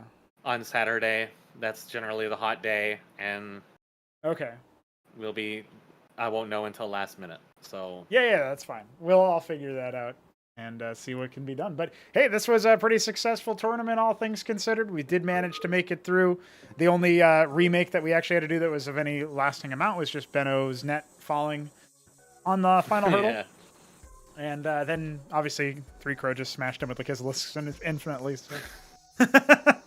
Not getting a crash course in that sense. But hey, we're going to be back probably next Saturday. We'll see about the times. We'll see about the dates and all that stuff. So stay tuned and join the server. I didn't get Terran a single time. You did. You Except got it for in the very first one, match and then that we had to Ben relaunch quit. because of his grid hotkeys. Yeah. I never saw Terran again. Too bad. Well, that's the fate of random. Flipping coins infinitely. And you managed to make it work. I wanted to try out the scrapyard build. Yeah. Blackjack spam extraordinaire. Yeah. Would have worked out. That seemed like it was viable. Yeah. I'm glad people are discovering new strategies. That's my final word for today, is that people are discovering pretty epic and new strategies to use. Some of these new units, we're getting into this, the thick of this third tournament, and we're seeing people try, pariahs. We're seeing people try. I will admit that sometimes I blackjacks choose and stuff. bizarre things just to show the new units that don't get Right. shown very much. Right, yeah. So, yeah, it's interesting. It's interesting. But thank you for your services, ladies and gentlemen. Thank you for playing. And we'll be back in a week to do some playoffs. See you guys then. See you then.